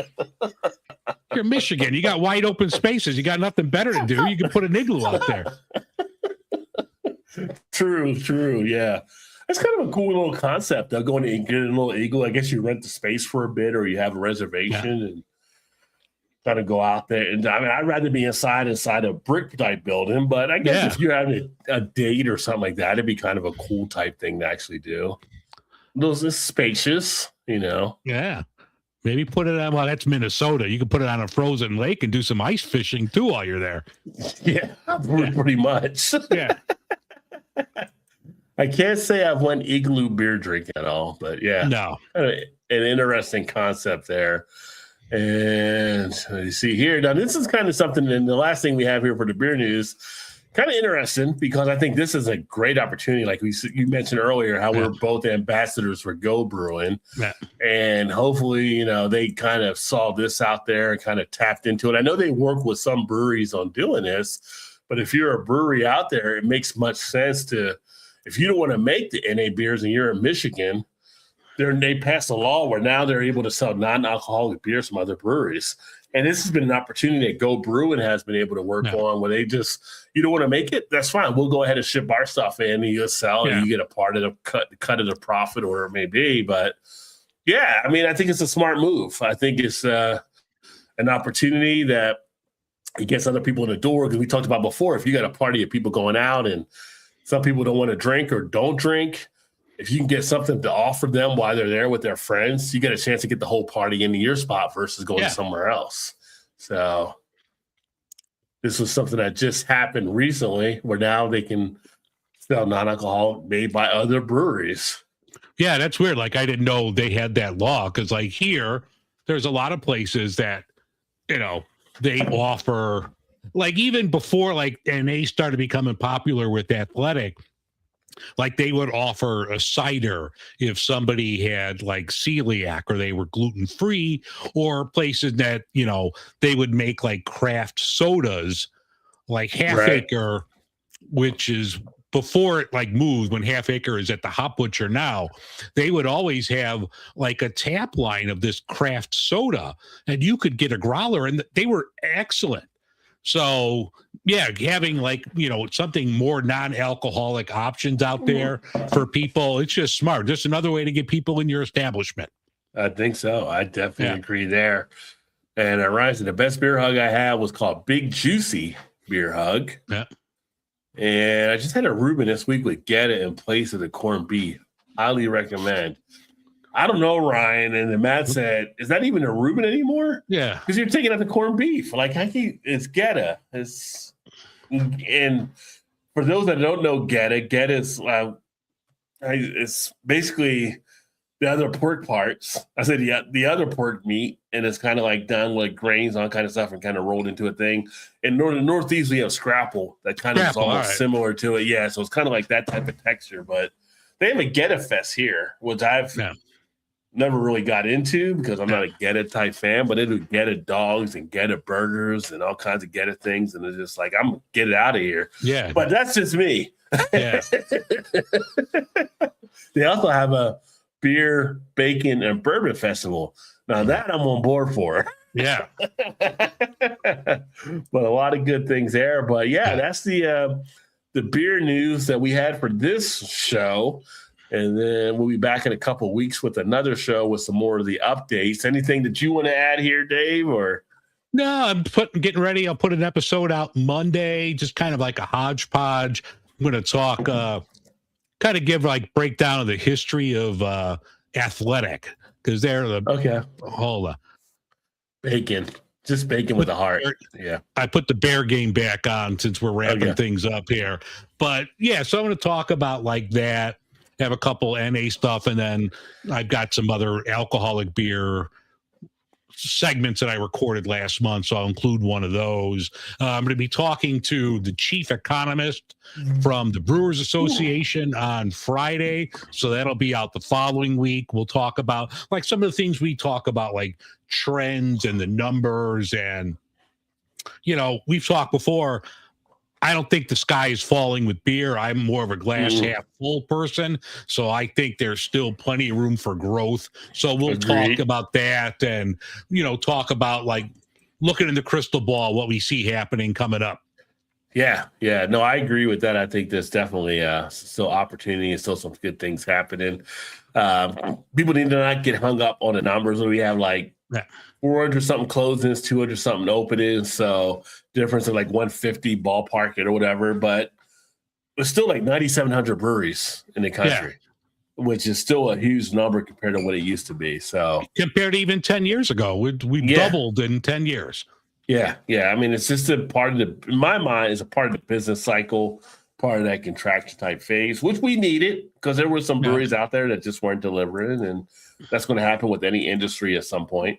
But good stuff there. And again, if you're not following Dave, make sure to follow Dave and check him out, beerinfront.com. And I just put a thing in there, should pop up on the website for him, but he has the podcast and stuff that he's delivering. For me, a lot of good stuff starting to come through as we start to build up into the new year. Tuesday night live stream, I will be back here again with Blue Ox Malt House. So we'll be talking about grains. If you're a home brewer, we'll have a lot of stuff to talk about, like home brewing and different tips and stuff like that we'll get into. So that'll be fun. Thursday night, what? Yeah, Thursday night, we are back in the house. A lot of people missed the Thursday night live stream. Me and Todd didn't have to. We weren't always happy about getting up in the morning to go to work the next day, but we're going to try to put some restraints on it. But Thursday night, we'll be back doing the live stream again. That'll be 8 o'clock Eastern. And then the Tuesday following that Tuesday, we'll have Julie on. I'll have Julie Rose on from KickFizz. We're going to be talking about the THC market and the THC things that are taking place. So some good conversation there. In fact, I'm going to be sharing an unboxing here in the next couple of days that she sent from the Kick Fizz stuff. So make sure to stay tuned for that. And then that following Saturday, guess what? Me and Dave are back again with another Midwest Beer Show. Yeah. So a lot of good stuff coming forward. Make sure to stay in tune. Make sure to follow here on the channel, my channel, Dave's channel. Follow on the blog, the website. You can find a lot of good information there. You can also connect with me on the Linktree, which is always good too, because there's some stuff that I will put out on Facebook or Instagram or TikTok that you may not see here on YouTube. So if you want to stay in the know on what we're doing, make sure to follow that stuff there as well. But no, outside of that, a lot of great stuff happened. Appreciate everybody that tuned in. I appreciate everybody that's listening to this on the playback as well, which if you're on the playback and you make it this far in at 2 hours and 45 minutes, definitely appreciate you. Love you for that and everything too. So yeah. Which I know a lot of people listen to the podcast and you take it in bits and pieces, which is great. Playing in the background while you're at work and all that kind of stuff. So a lot of good stuff happening. A lot of good beer things coming this way. So stay tuned. And that being said, we'll go ahead and get wrapped up and wish everybody the rest of a great weekend. And if you're watching the football games, hopefully your teams are doing well. I know Dave was yelling a little bit about the Bears being down 21-3 last check. Yeah, I know we're down 6 now, so okay, so there you go. Bears defense got to stop somebody. So they're trying to make a comeback there. Yeah. And I look forward to catching up with you guys on the next whenever I pop up here. So All right. Cheers, everyone. Cheers, Have everybody. a great weekend, and we'll talk to you soon. All right. See ya. We are out.